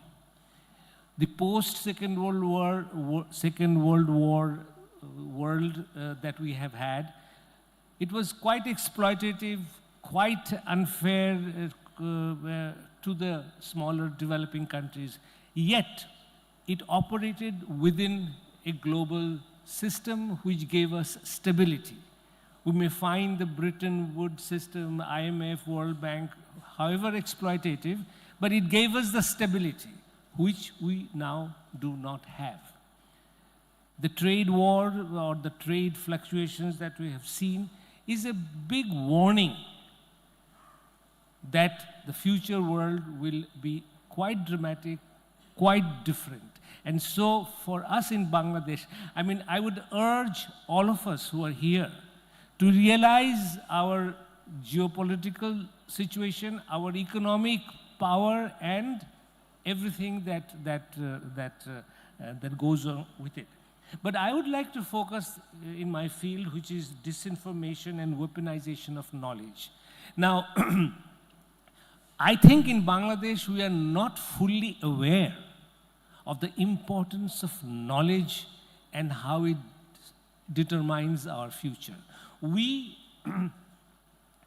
really are not investing in knowledge. Our education system is really one of the worst that we have. The quality of our primary and secondary level students and even the tertiary level is really non-competitive. Now, if there is one area where we can make a difference, we can't make a difference in geopolitics or geoeconomics. But on the issue of knowledge, maybe it is not 100% in our control, but so much of it is. And I have never been able to understand why governments after governments after government do not improve the quality of our primary, secondary education. Now come to the university level. We have now many private universities. And what is their level of quality? I'm not castigating any of them, but there is a serious need to question what is the level of our graduates, what is the level of our postgraduate. A very significant indication of how we are harming ourselves is our inadequate investment in research. Now, all the differences that have happened, Professor Rahman Subhan narrated the transformation of China. So much of it was banked on education, on research. Why don't we do it? Our private universities, I mean, again, I'm not castigating them, but they're quite rich. You can see it from their premises, from their campuses. Fine, I love that our students study in a quite a good environment, but why don't they spend on research? I tell you, Bangladesh's future will have to be in the knowledge economy, and unless we really put our attention in that, we will be will be slaves of the future. In the colonial times, the occupation would be physical. The exploitation would be trade. But in the future, it will be the colonialization of the mind. And unfortunately, I really don't see us investing our resources there. And another factor that has come in, which was not there before, is the impact of social media. Now, social media, you can say, is democratization of the whole information flow process. Yes, now every individual has the capacity to make his or her opinion known. But the downside of it is that that information is neither based on facts, nor based on knowledge, nor is it a proper argumentation of what he or she is saying. And because of the click-based nature of social media, it has proven that more hateful your comment is, more fundamentally furthest from research, furthest from fact your opinion is, the more castigating your comment is against somebody else or some institution, the click is higher. And with higher clicks, you get more remuneration from social media companies. So there is almost like a funding of hatred, funding of misleading information, funding of lies. And it is all in the name of, freedom of speech. So while I eulogize the fact that we have gone into this individualized level of freedom of speech, I will have to urge all of you, particularly the policymakers, particularly the leaders of the country, that please save ourselves from the danger of lies. Because as a developing country, as a country that must advance itself, our most important resource is knowledge, skill, experience. So when we compete with the world, we can't compete with money or military or anything like that. The only area where we can compete is knowledge, is skill, is maturity, is sobriety, is taking a more sober view of how to move forward. Unfortunately, in the era of populism, we are falling a very serious victim to this new reality. Thank you.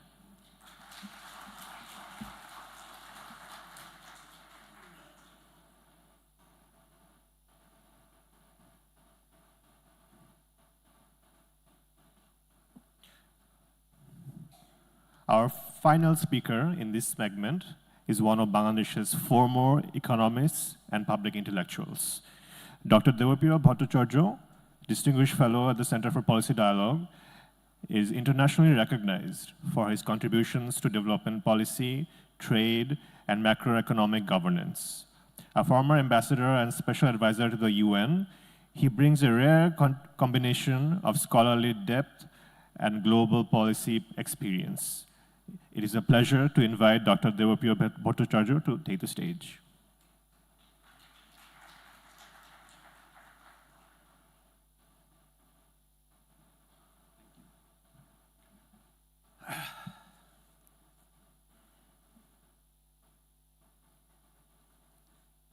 I'm taking out my phone to have the countdown in front of me. The speakers usually didn't have the benefit of looking at the countdown, and so had their blood pressure under control. I won't have it in many ways. So let me come to the issue. You see, I love Zillur quite a lot as a younger brother, but he doesn't reciprocate that to me.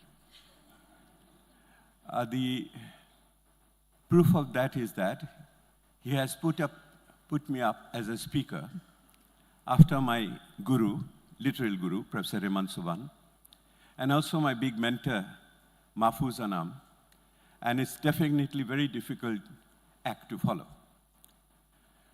Moreover, when I asked Zillur what to talk about, he said, pick any subject. So I was thinking since the morning what to talk about. I don't have ready knowledge, or for that matter, great vision to share. But then I looked at the three terminologies which has been, or concepts have been used: rivals, ruptures, and realignment. And then I thought that I would possibly build on my recent works and call it Romancing the Reforms. Romancing the reform issue comes to me, as you remember, there was around 40 years back a great picture called Romancing the Stone. I don't know how many of you have seen that picture. Michael Douglas, Kathleen Turner, Donny DeVito. And what means? The reform brings in the adventure of Michael Douglas, the Kathleen Turner brings in the romance, and Donny DeVito brings in the comedy. At the end of the day, all these three things possibly put together will give you the reform experience. In Bangladesh, we now have the three major objectives in front of us: justice, reforms, and elections. And reform is in the middle to connect the other two in many ways and to make it inevitable, irreversible as we move forward in the nation-building process. The concept of the need for reform was conceptually founded in the recent past in the white paper, which I have had the privilege of leading in the drafting process. And what we have found, the development narrative which was propagated to us over the last decade and a half really was built on a development and concept of strategy or a performance, which gave rise to three major groups, very narrowly based group of people: politicians, businessmen, and the bureaucrats. And these three groups abhorred any form of competition and gave rise to a system which essentially ended up not only with crony capitalism, but it ended up with kleptocracy. And the kleptocracy essentially meant the rise of the oligarchs. The oligarchs, the way it is no more distant, a group of business community, bureaucrats, and politicians together took control of the system, not only in banking or power sector or exports, everything. And it was an elite capture to its ultimate. So the issue is, when the country is now looking for a new political settlement, well, how do you really break that anti-reform coalition which was there, which was against any form of competition, whether in politics or in economics? It is the major way you do that is through reforms. Now, reforms are essentially, can be the long outstanding one, it can be the emergent ones, it can be about efficiency, allocative priorities, inclusion, the way you put it. But the point is, it is the biggest enigma for political or the policy practitioners. There is no textbook in the sense that how you do reforms, and there is no practical manual how do you do reforms. It is the biggest enigma of economic applied policy making. It has to be conceptually robust, it has to be coherent, it has to be very concrete. And every country in its own way has to find that. But we have, through our experience in Bangladesh, we have learned a couple of things. We have learned that you don't need a hard state to do reforms. You also don't need a soft state to do reforms. You have been also in a transition which can also create the environment for the reforms. But for that matter, one needs to have a vision. One needs to have a program. One needs to have coordination. One has to really be very transparent in terms of showing the results, whether it is the short term or it is the medium term one over there. It has to have the political connection as well. And more importantly, the citizens have to have the voice and to look at it as it moves forward. I have now learned through my experience Designing reform is one of the easiest tasks in the world. But delivering reform, it is one of the toughest tasks in the world. And there is no recipe, no shortcut for it, other than going through the process and correcting yourself through every step as you move forward. It is a continuous process. It doesn't start with the government. It doesn't end with the government. Because the country remains, the people remains, the stakeholders remain. So it is a continuous process to keep up the momentum, to keep up that, and doesn't fall back in an inertia in that way. That is the moment Bangladesh is in at this very moment. So my humble position at this, after doing all these things for the last year and a half, is that Michael Douglas, Kathleen Turner, or even Danny DeVito will not do the trick. For this, you need something else. For that, I fall back on the latest movie by Tom Cruise, Mission Impossible. This is Mission Impossible. And no wonder that Mission Impossible has been named the final reckoning. The final reckoning for an economist is to deliver successful reform. Wish us good luck. Thank you.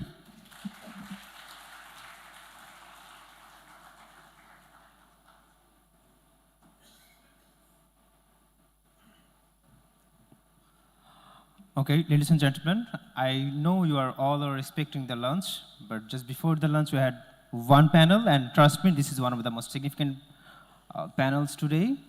Okay, once non-alignment offered a safe and comfortable middle ground, but the world has changed. Today, neutrality requires more courage than choosing sides. And the Bay of Bengal, once a quiet corner, has become a very busy, contested space for competing visions, naval routes, commercial lines, and digital highways. History is now passing through these waters, pushing every nation in the region to make choices based on agency, not allegiance. With that, it's my pleasure to welcome our panel for the session titled Beyond Non-Alignment, the Bay as the New Middle Ground.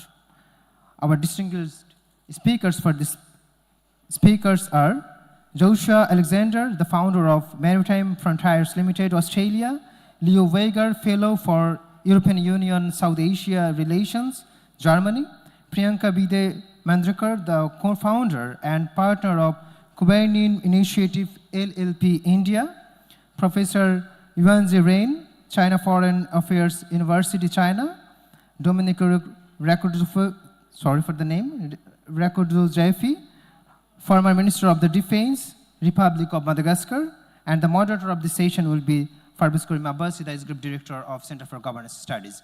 Now I would like to invite our distinguished speakers and the moderator to please come to the stage.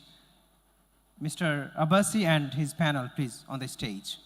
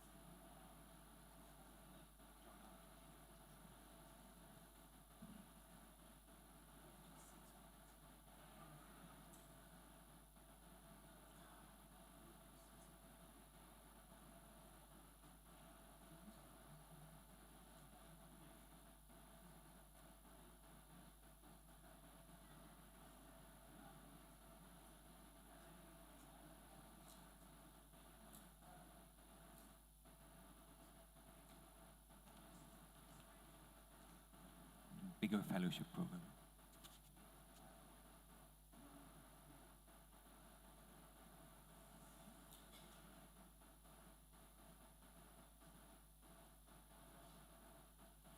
How are you? Are we good to go? Are all the mics working?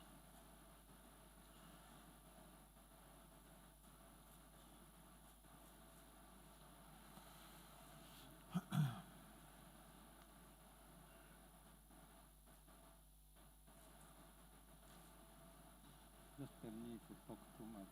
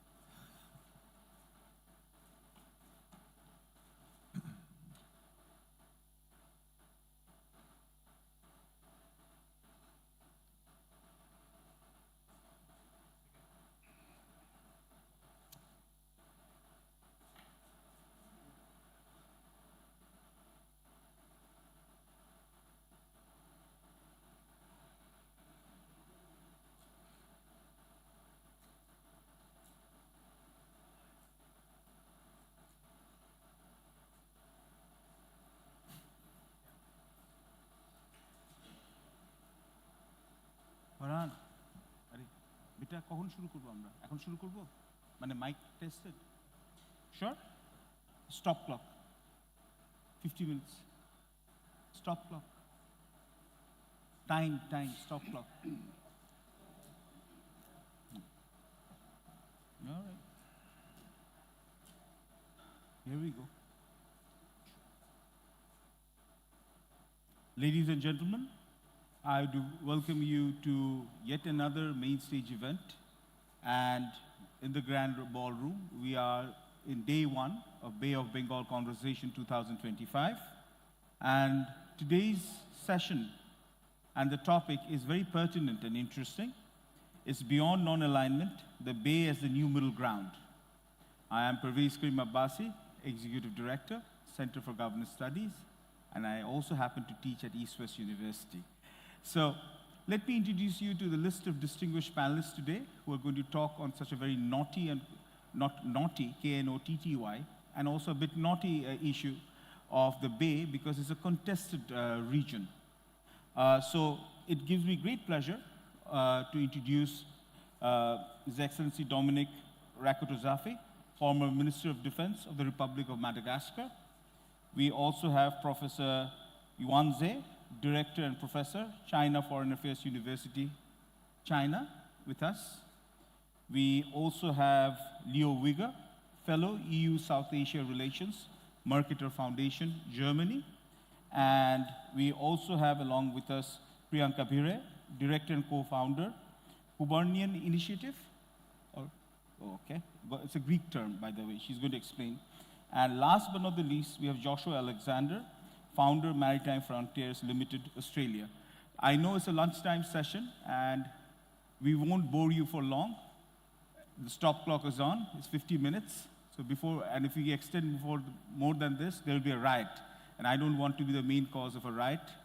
So let's have a round of applause for our panelists. The next round of applause is voluntary.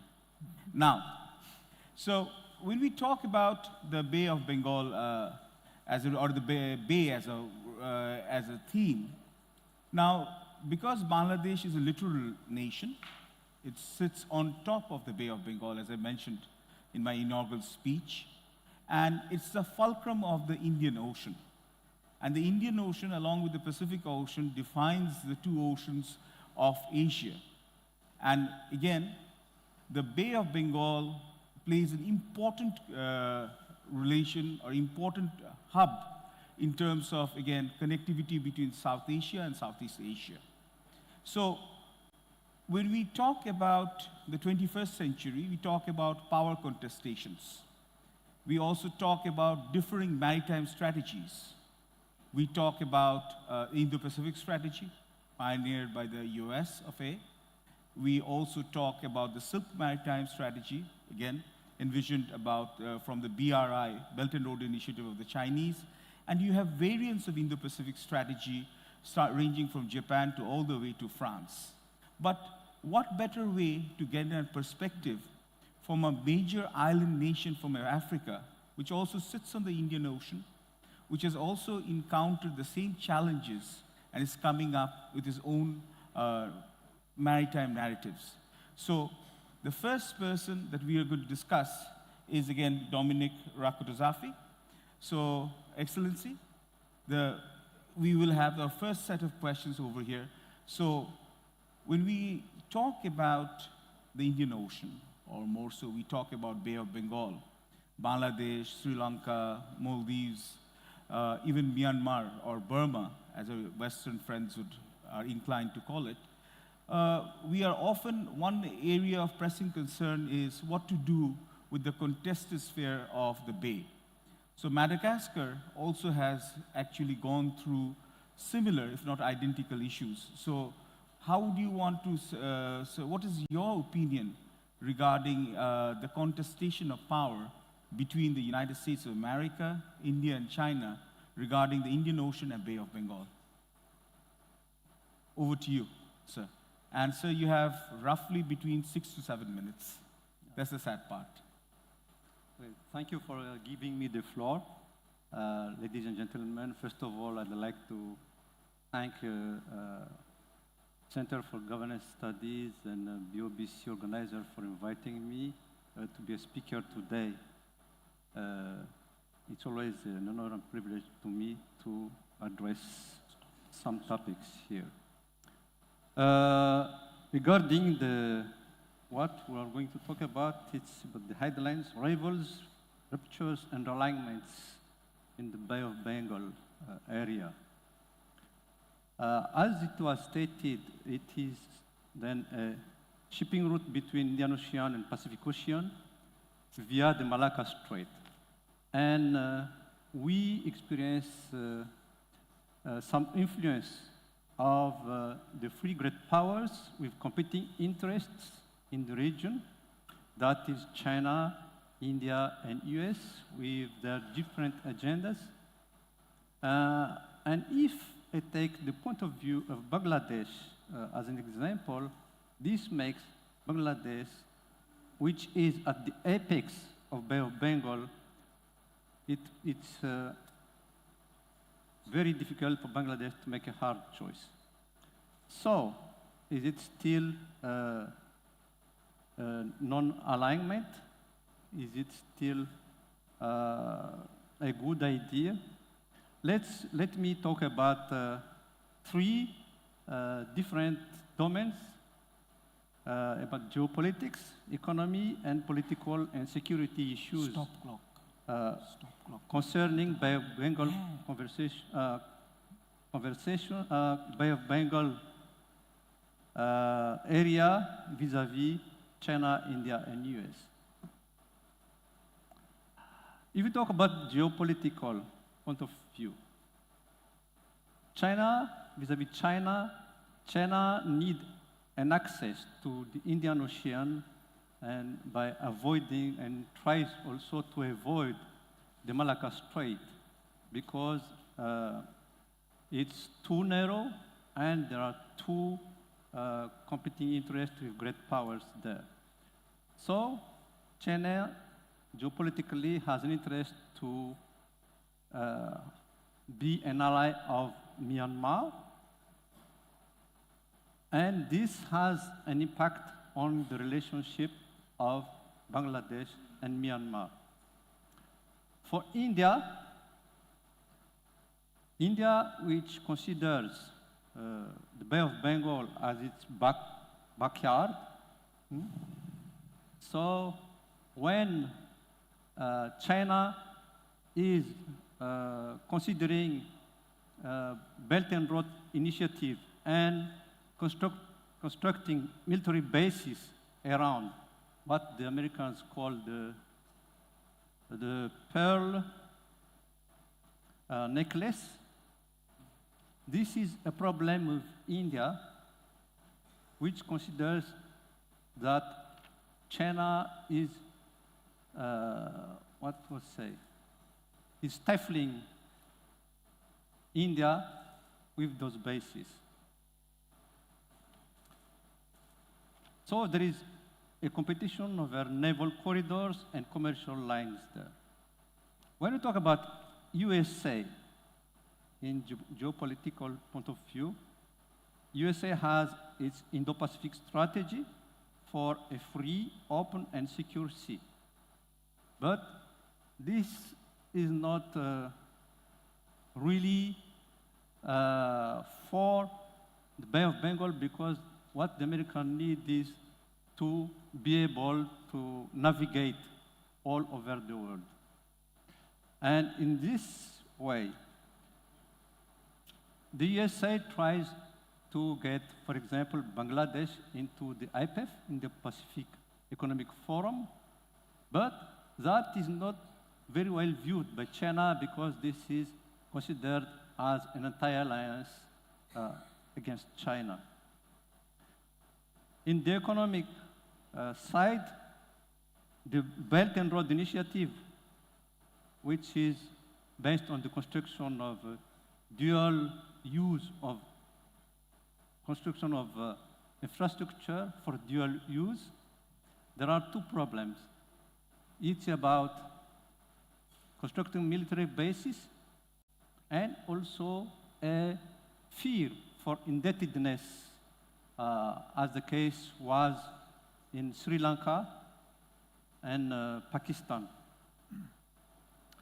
Even if Bangladesh was then eligible for $40 billion, there is still a fear for this over-indebtedness.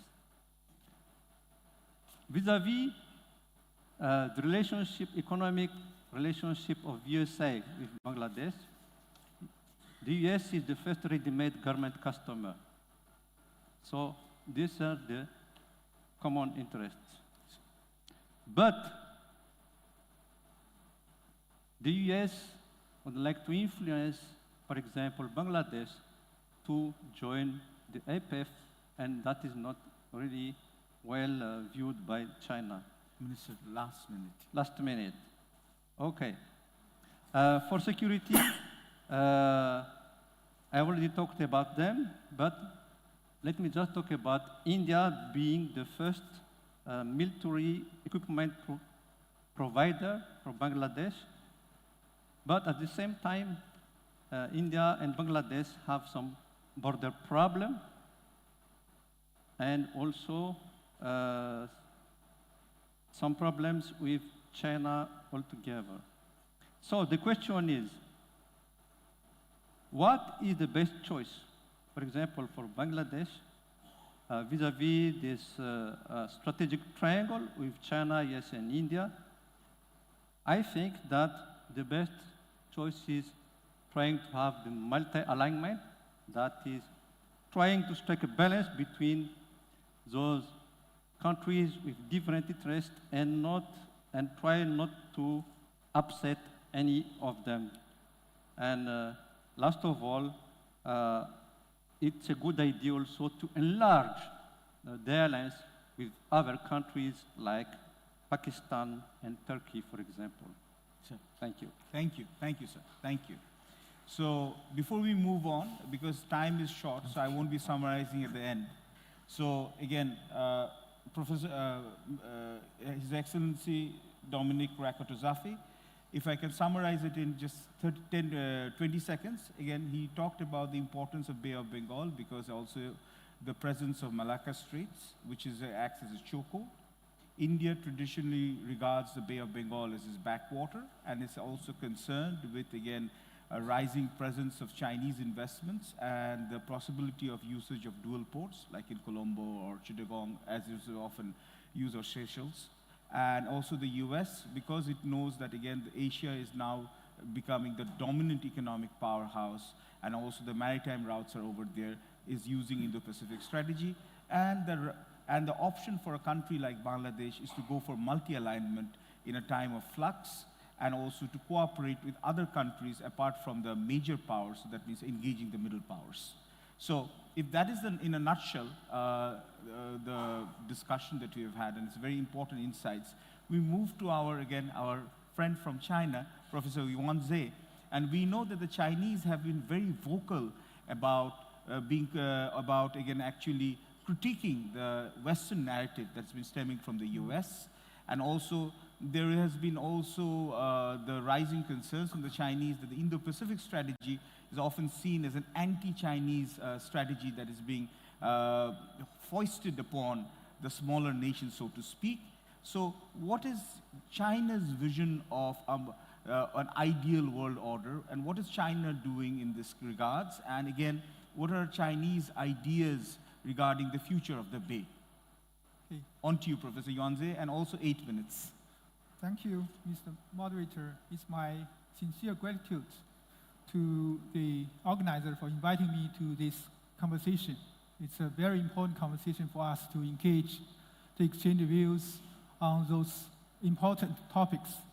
Since this plenary is about non-alignment, I will just start from my observation of non-alignment. This year marks the 70th anniversary of the Asia-Africa Conference.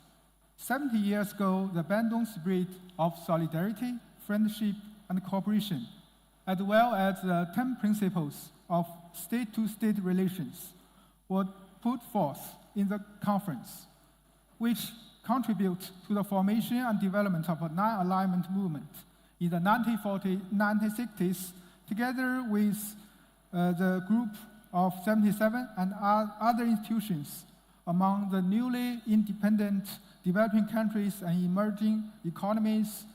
The movement of alignment becomes the main manifestation of neutrality and seeking middle ground in the Cold War era. Nowadays, the situation has changed. The world today is entering a new period of turbulence and transformation. I will just sum up from 4 dimensions. First, the Cold War mentality and great power rivalries are re-emerging. Unilateralism and power politics are challenging the international system and the international order. Traditional and non-traditional security threats continue to evolve and intertwine with each other. And the spillover effects of the Ukraine crisis and the Palestinian and Israeli conflict continue to intensify. And the second, the geo-economic tensions are rising. We are witnessing various forms of decoupling and cutting off supply chains, building hyphens around small yards, and the so-called reciprocal tariff, which polarize and securitize normal global economic and trade exchanges, seriously impede economic globalization and slow down the development of new science and technology, and undermines the legitimate rights and interests of developing countries. Third, we are now witnessing the dysfunction of international organizations. Some speakers have already mentioned, the UN now is marginalized, and multilateralism, minilateralism, they are also evolving. So the reform of UN is just at a very critical time, and how to maintain the core of UN in the global governance is a big question for us. Fourth, the global south is growing important in the international arena. Now, the global south countries has contributed 80% of the world GDP growth in the past 5 years and takes about 40% of the global GDP. However, in the international order and global governance structure, I think the global south countries are underrepresented, and we are now jointly pursuing a better representation and influence in the international arena. The Bay of Bengal, at this background, is also entering a critical phase. the regional landscape is deeply linked with world changes.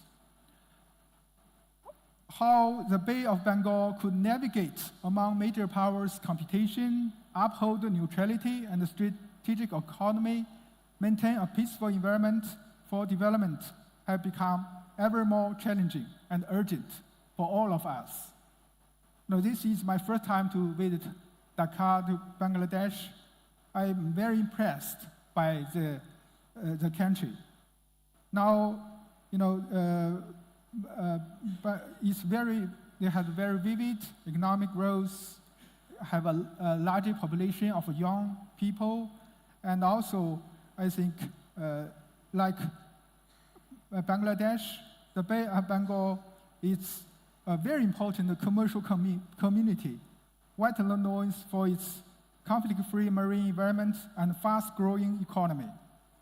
So at this critical juncture, I would like to put forward several proposals for the Bay to move forward. First, I think Professor Iwanze, 1 minute left. Countries should continue to enhance political mutual trust, cooperate to tackle traditional, non-traditional security threats, and have a better coordination and cooperation in multilateral forums and global governance. BIMSTEC era should be reinvigorated. Second, we should deepen practical cooperation in vital and urgent global fronts, such as climate change, energy transition, AI governance, and international free trade. Furthermore, I think exchanges in areas such as culture, tourism, education, media, think tanks, and among youth, which are very important. A platform like BOBC could provide such opportunity, which is an important part of the people-centered governance and will enhance the Bay's visibility and influence in the global world transition. Thank you. Thank you, sir. Thank you. Round of applause, sir. I feel like the villain of the piece, harrying everyone for time, but then again, that's the thankless job of a moderator. So, summing up the valuable comments of Professor Iwanze, again, he rightly focused on 70 years of non-alignment, an alternative third order that was being espoused far away from the Cold War competition between USA and USSR. And also, again, and of course, that raises memories of Bandung Conference and the greats of the newly independent countries from Asia and Africa.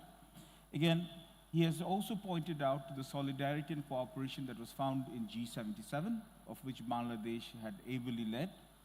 And again, Professor Iwanze has also lamented the resurgence of Cold War mentality, and where geoeconomic factors trumps common sense, not Donald Trump actually, but trumps common sense and economic logic. And also he has focused on the supply chain disruption and the havoc created by tariff war for narrow partisan gains. And he has strongly reiterated the need for a global South cooperation and again collaboration in terms of climate change, energy transition, and AI. So with this in mind, we again transition a bit clumsily to our European friend, Leo Wigger, fellow EU South Asia Relations Marketer Foundation, Germany.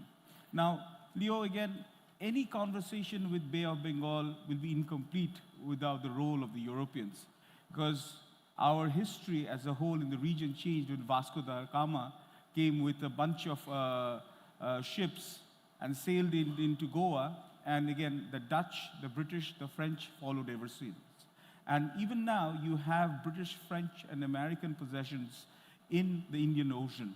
And the Bay of Bengal has also prompted variants of Indo-Pacific strategy, ranging in from France to Germany and so on and so forth.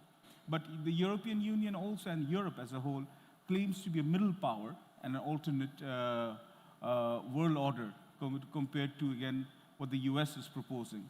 So what is the European thinking regarding A, the Indian Ocean, B, Bay of Bengal, and how Europe or European Union can play a constructive role?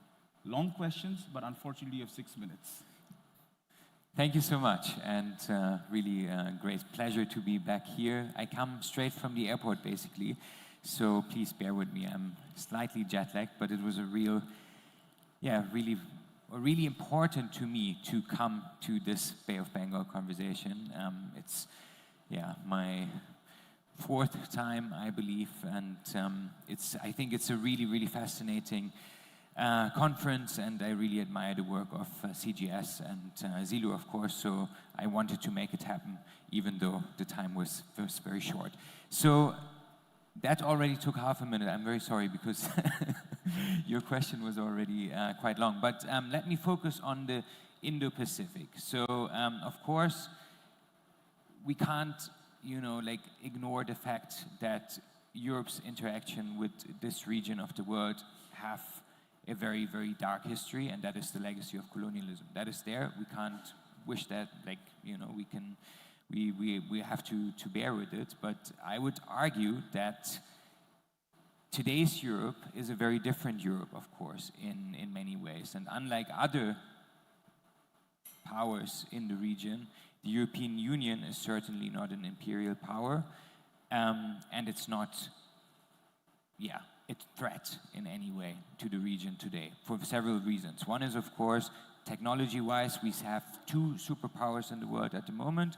One is the US, one is China.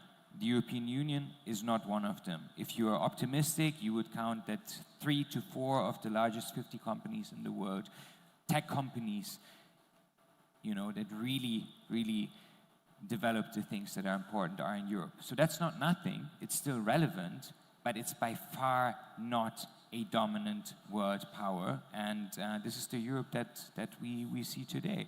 The other factor is, of course, demography. European populations are extremely old, which means that I'm from Germany.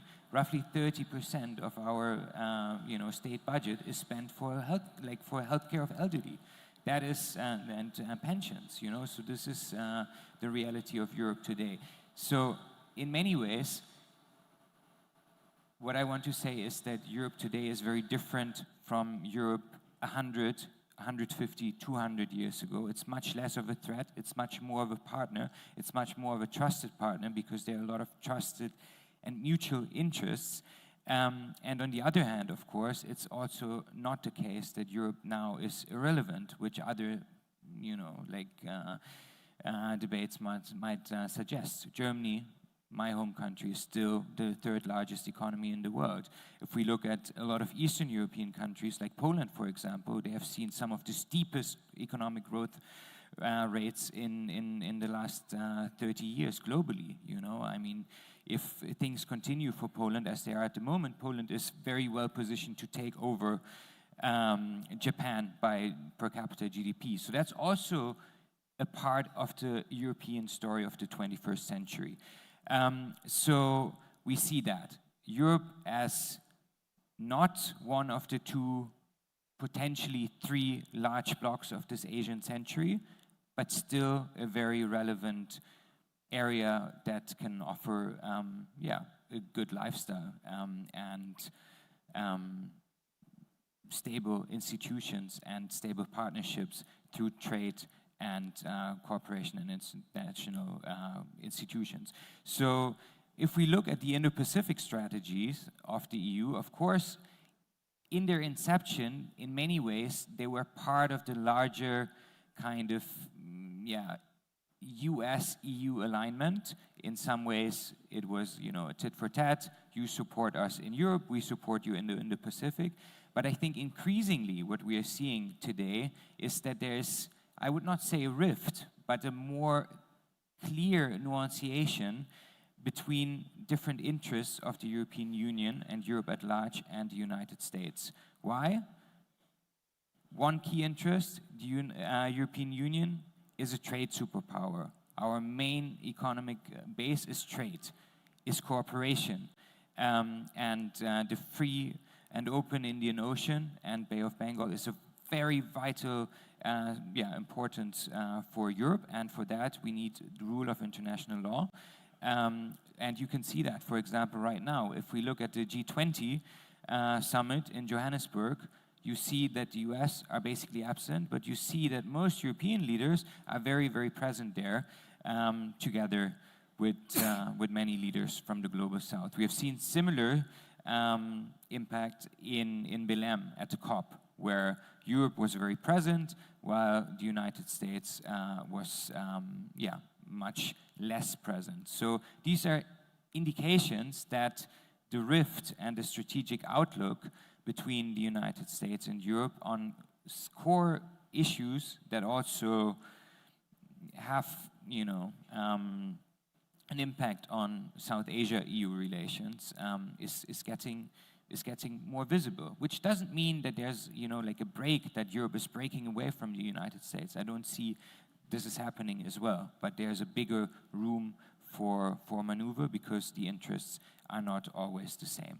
So I would probably, looking at the clock, leave it here. I have 1 minute, okay, to talk about the Bay of Bengal. So in the Bay of Bengal, 1 minute, very briefly, I think what is of course, Europe is not, as invested in the Bay of Bengal as India, China, or the United States or ASEAN. Logical. But if you look at all the, investment of European companies from various member states of the European Union and the United Kingdom, of course, Europe does play a significant role in the Bay of Bengal as a partner for trade, as a partner on climate resilience, infrastructure, and so on. And Europe can help, basically, to balance the outfall of great power competition. And this is not a, one-way highway. It works the other way as well. Of course, Europe needs strong partners from South Asia as well in order to navigate through uncertain times geopolitically at the moment as well. So, I need to stop you for the interest of time management, but then again, so leave it here. Right. Thank you. Any last words? No. All right. So thank you very much. Again, I'm losing quite a few old friends over here. But then again, that's why probably Mr. Zilur Rahman has put me over here, because I'm expandable.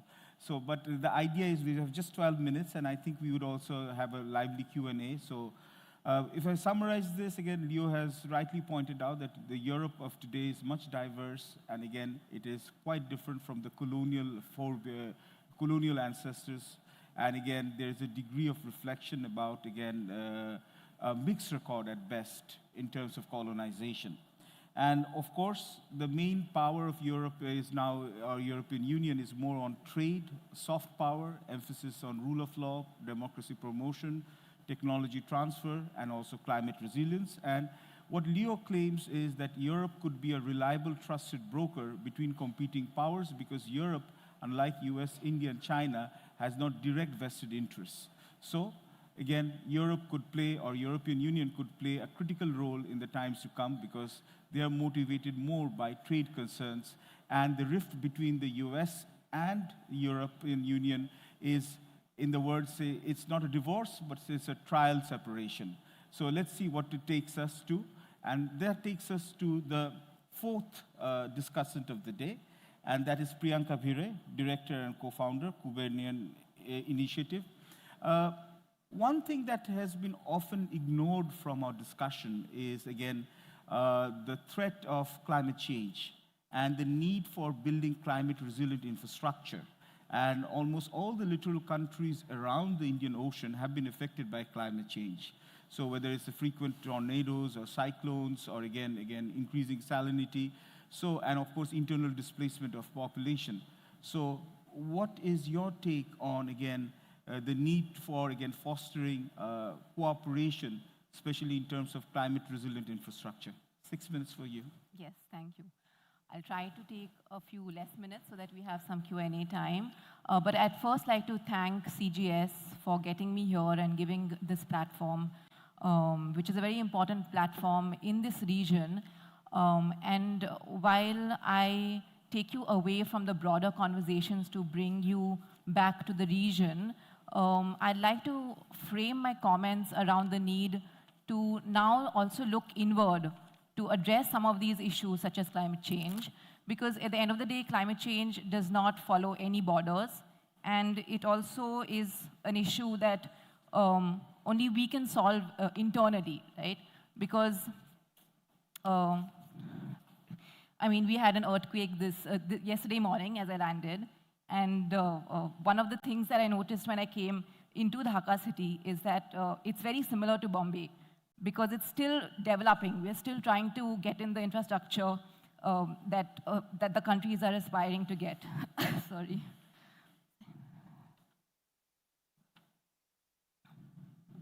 I realize that this is really eating into my time.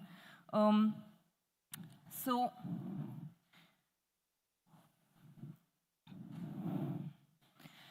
given that climate change is such a threat multiplier, right, and it does not follow any borders, I would like us to look to the future. Because in building this kind of climate resilience, it's only the neighboring countries that can support each other, that understand the kind of stress that we face when it comes to the number of population that we're dealing with, the kind of challenges that the populations within this region also have to deal with that other places such as Europe and the Western world does not deal with, right? We have limited amount of land, so when there is a flood, for example, the relocation is also quite limited. If you're relocating people from a region that is coastal into an inland region, you affect several things in their lives, right? You affect not only their livelihoods, you affect their capacity for economic growth and development, which is again a very important aspect for the countries of this region. We're aspiring to become $1 trillion economies, and one of the ways to do that is to safeguard our populations, right? To ensure that we make countries that encourage our populations and our intelligent people that are technologists, for example, to stay within the country. So one of the areas that we need to also look at is economic resilience, which becomes a very important part of climate change, right? You often look at climate change only as something that is causing a temperature difference. But in reality, if you look at the entire scope of what all it can impact, it not only has immediate economic impacts, as we saw in yesterday's earthquake. There's, of course, some amount of infrastructure that was impacted.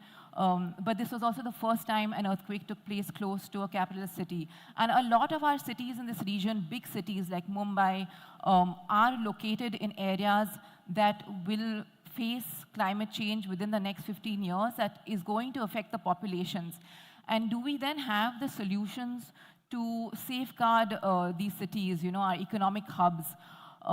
My idea around that is that while we are thinking about some of these solutions, we are still looking very much outwards to find these solutions and to implement them. We are also very reactive in the way we look at solutions. So if something happens, then we look at what we can do in the immediate aftermath, but we're not looking very long term. And so acknowledging the very complicated history of this region, right, which you must, of course, you cannot ignore. I would like us to, through such conversations, take the region forward into the future and think about what needs to be done to build that resilience, right? And climate change then becomes a very important factor here, although it's not talked about enough. We see the COP faltering on so many fronts that we do need more regional institutions, more regional cooperation that is looking more long-term for solutions, be they solutions that are early warning systems to ensure that we are well prepared when disaster strikes, as well as solutions that are then building resilience in the long term. Are we ensuring that all of our buildings and infrastructure, we have so many high-rises, both in Dhaka and Mumbai, I've noticed, are they prepared for the future that we're looking at? I also think that we have the intelligence within this region to bring some of these solutions, and a lot of times these solutions that we need for this region have to be low cost, right? A lot of Western solutions could be good, but I mean could be very effective, but sometimes they are high cost just because it's affordable there. But for us, it has to be low cost, and that's something that we're really good at within the countries in this region as well to find answers that are scalable. We also have some institutions already in existence. We have the BIMSTEC, we have the CDRI, where some of these mechanisms for greater activity exist. But I find that we don't leverage them enough. So one of the things that we could do is to use some of the existing regional institutions to look at these concerns, to plan for the future, to research and plan, and then also then to invest within solutions that are applicable to our region. Thank you, thank you, thank you. Apologies once again. I feel like, I feel like a lot of things, but last but not the least, we have Joshua Alexander, and again, we have talked about the geopolitical aspects, we have talked about climate change, and Priya has talked about, again, the need to capitalize on $1 trillion economy, and again, that the key issue of, again, building up resistance to climate change is building up a resilient economy. And for that, we need regional cooperation, but there are trust deficits, and institutions like BIMSTEC could be helpful in bringing out, or IORA could be helpful in bringing out low-cost, sustainable solutions. And our coastal cities, and especially our capitals, our lack of urban planning makes us extremely vulnerable to climate change. So with this rough and ready summarization, Joshua, again, I believe your area of interest and specialization is on ocean management policies. And this is one area which is untapped water for us, so untapped ground for us. So again, in this uncharted territory, Bangladesh has had maritime territorial disputes with Myanmar, with India, which has been partially resolved, but still tensions rise. So what is your observation regarding practicable, actionable policy? 6 minutes for you. We are already over time, but 6 minutes. Again. 35 seconds? No. Thank you. 6 minutes. 6 minutes. The thing I wanted to focus on was the fact that the ocean space of Bangladesh will be absolutely critical to its ongoing economic and social development. There's no question about that. And unfortunately, over the past 5 decades, the development of the ocean space of Bangladesh has been far from optimal. And that's because of a number of factors. But the chief one has been the existence of disputes between Bangladesh and India and Bangladesh and Myanmar. Now, the impact of those disputes has meant that there has been limited cooperation between countries in that region to coordinate their activities to manage the ocean space that they essentially all have an interest in. And it has also been reflected in a lack of national laws and policies that directly address the most critical issues of ocean management in the country. Now, the good news is that over the past decade, there have been a number of beneficial activities that have taken place that have removed some of those obstacles to the better management of the ocean space of Bangladesh. The first of those is that the 2 key disputes have been resolved. The dispute between Bangladesh and Myanmar was essentially resolved by a decision made by ITLOS in 2012. The dispute between Bangladesh and India was also essentially resolved by an Annex 7 arbitration by the Permanent Court of Arbitration in 2014. Those decisions have set the boundaries of the maritime space between Bangladesh and Myanmar and Bangladesh and India. So there's a greater degree of certainty now as regards what areas each country has an interest in managing and the legal basis for that. The other good piece of news is that Bangladesh passed a new piece of legislation in 2021, which is a maritime boundaries law, which brings up to date the laws in Bangladesh to bring them in compliance with international law insofar as maritime boundaries and other aspects of the management of maritime space are regulated in Bangladesh. So they're they're good things that provide a useful foundation for the country to actually make significant progress towards better management of its ocean space. Now, to highlight just how important that is, I'm going to give you a statistic, and that is that over 200 million people in the Bay of Bengal rely directly on the oceans, the resources, maritime trade and commerce and transport for their economic well-being. 200 million, that's probably more. So the stakes are high, and they're high now and they're high for future generations. So the main point I want to make is that if Bangladesh wants to start to harness the amazing capability of the ocean that it has jurisdiction over to drive economic development, it needs to focus much more on how it manages its ocean space. And there are two ways it can do that. The first is to develop a national maritime policy. Many other countries around the world, small island states right up to large developed countries, have done it.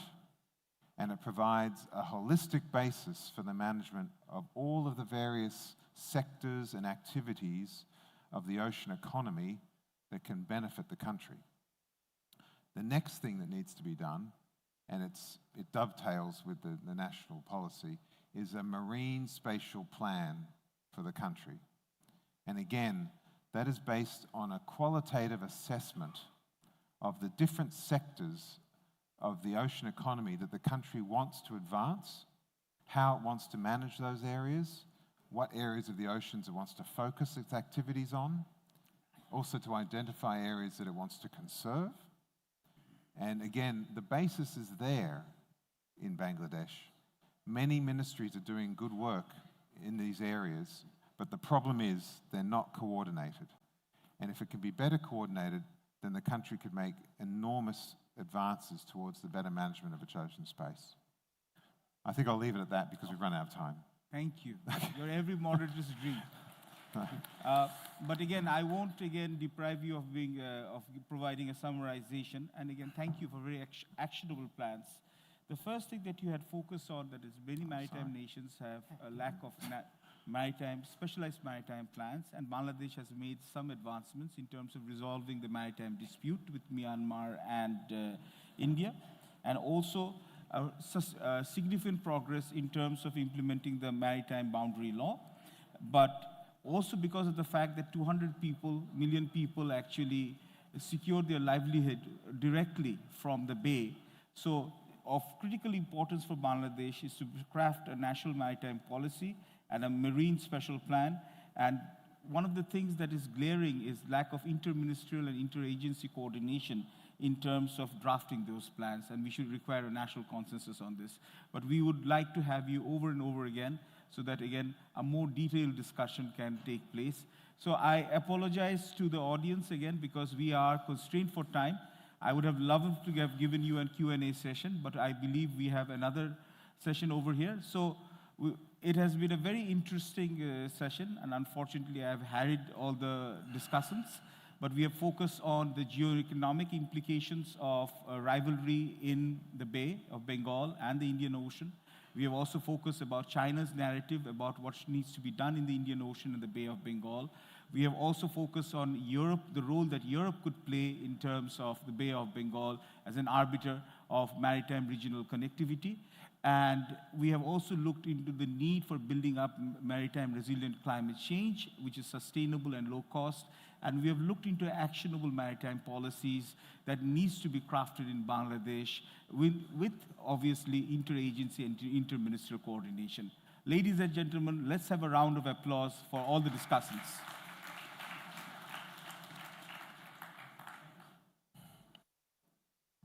Hello. Thank you so much to our esteemed speakers. I would like request you all to take a photo just in front of the stage and take a photo session.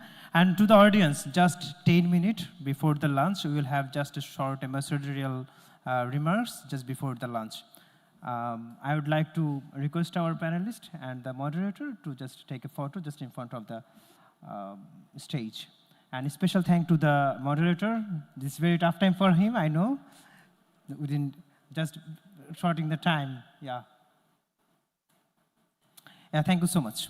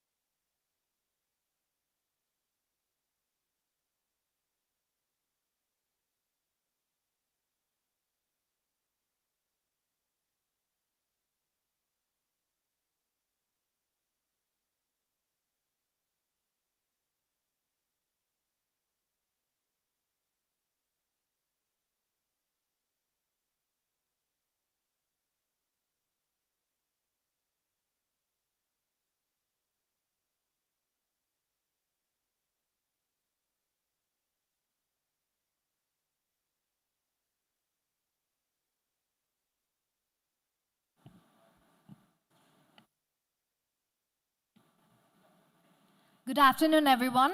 This is Tashfir Rahman, welcoming you all to the Bay of Bengal Conference 2025. I hope you're all enjoying the program.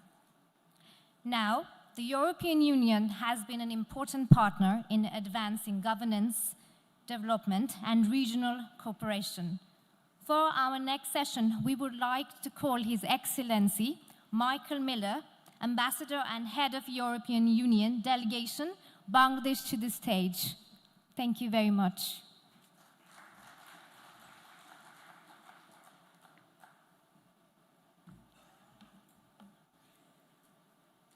So, distinguished guests and participants in this forum, good afternoon to all of you. I'm standing between you and your lunch, so I will respect my 10 minutes. And I want to start by saying it is an honor to be with you today at this year's Bay of Bengal conversation. I thank the Center for Governance Studies for bringing us together today.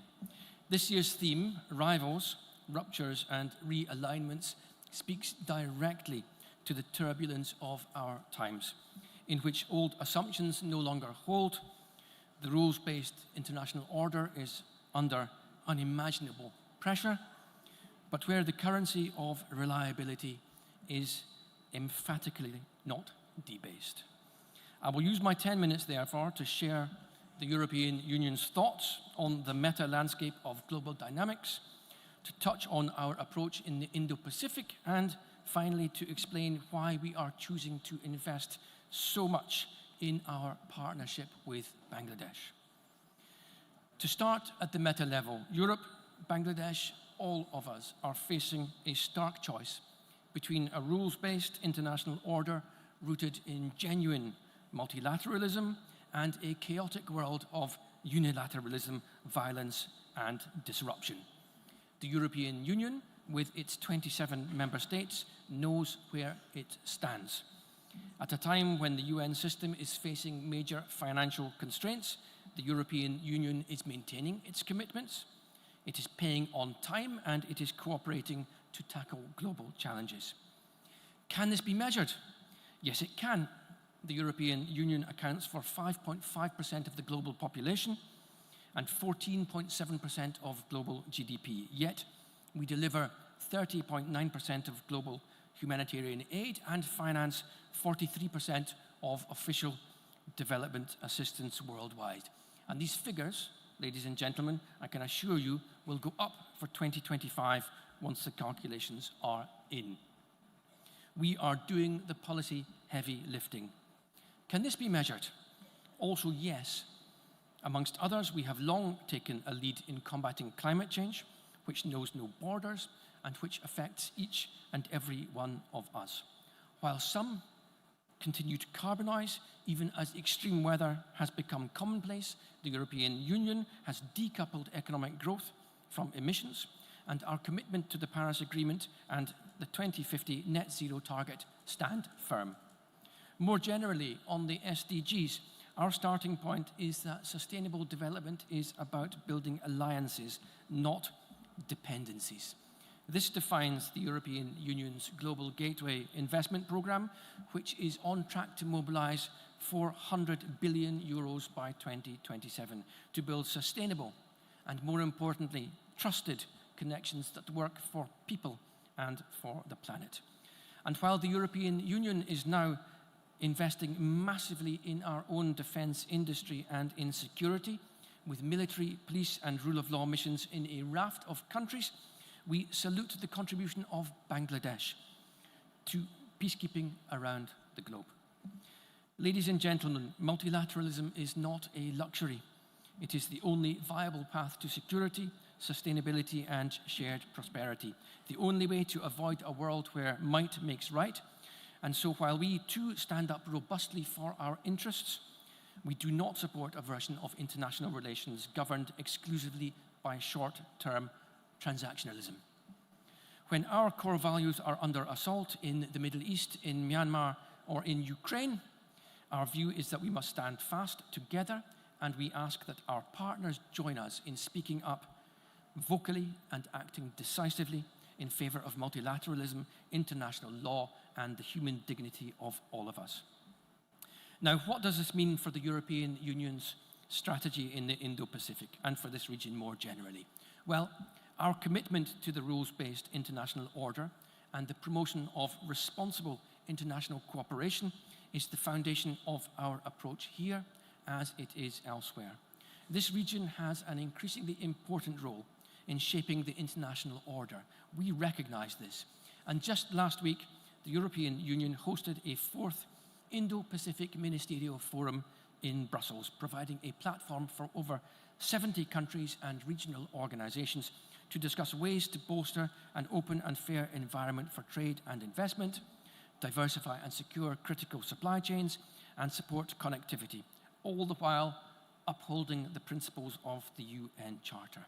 We consider that we have an immutable stake in each other's prosperity and security. And let me now turn, ladies and gentlemen, to Bangladesh. For the past 25 years, preferential access to the EU market has helped fuel Bangladesh's remarkable success story in ready-made garments, notably providing millions with livelihoods, pulling millions out of poverty, bringing women into the workforce, and leading the country to the very edge of graduation. We have mobilized billions of euros in development cooperation, and our guarantees underpin billions more in investments, both public and private. 350,000 Bangladeshi citizens live, work, and study legally in the European Union, contributing to our common future and our shared prosperity. But my point is, in fact, broader than this. It is to state that the European Union's partnership with Bangladesh is a strategic choice with respect for rights and the creation of economic opportunity at its core, which is why we have been steadfast supporters of the transition in Bangladesh under the interim government leading to democratic elections. Can this support be measured? Yes, once more. We are close to finalizing the negotiation of a new, upgraded and comprehensive partnership and cooperation agreement with Bangladesh. We are investing in your democracy as you buck the trend of democratic backsliding and as you prepare for your first free and fair elections in decades. We do this in a spirit of partnership, supporting the Election Commission and civil society, encouraging high participation, impressing on our partners that well-run elections can reset the reputation of the country, and readying now to send the largest team of observers to witness the vote as a sign of our confidence and support. We have stood with the interim government, helping it deliver reforms in line with the expectations of citizens and business by mobilizing EU funding, assistance and expertise in digital, in anti-corruption, on labor rights, in favor of decent work, to support education and skills, to put in place the checks and balances by sharing EU experience on independent regulation, on the rule of law, on judicial independence, and on accountability, at the very heart of our work in Bangladesh. And all of this must be at the very heart of your own reform processes. As we look ahead, the trick will be to make reforms stick. Allow me to underline, therefore, that the European Union looks to whichever party or parties form the next administration to confirm the achievements of the interim government and to implement the political consensus that has been reached on key reforms in line with the outcome of the referendum. In return, and for as long as European Union operators enjoy a level playing field and may compete on commercial merit, and please, I have to say, do not take us for granted, but respect our interests as we respect yours, we will throw our weight behind efforts to unlock FDI via Global Gateway, to ensure a smooth graduation for this country, and to help you modernize and diversify your economy. Ladies and gentlemen, let me conclude by reaffirming that amid all the talk of rivalries, ruptures, and realignments that define this era, the European Union remains very much in the business of deepening its partnership with Bangladesh. A partnership that is rooted in shared interests, of course, but also shared values, which I did not hear much about in earlier interventions, ladies and gentlemen, but which seem to me to have underpinned the popular uprising that defined your politics in 2024 and throughout 2025. With this, let me finish. Let me thank you for your attention, and I wish you a productive conference. Thank you.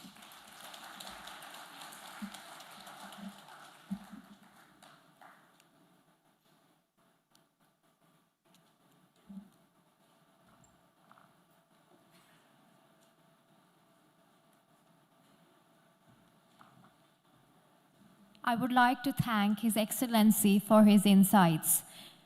Excuse us for the delay. I would request the participants to head towards Oasis for lunch. The next program will resume exactly at 3. I would also request all the participants here to be present before 3. Thank you very much.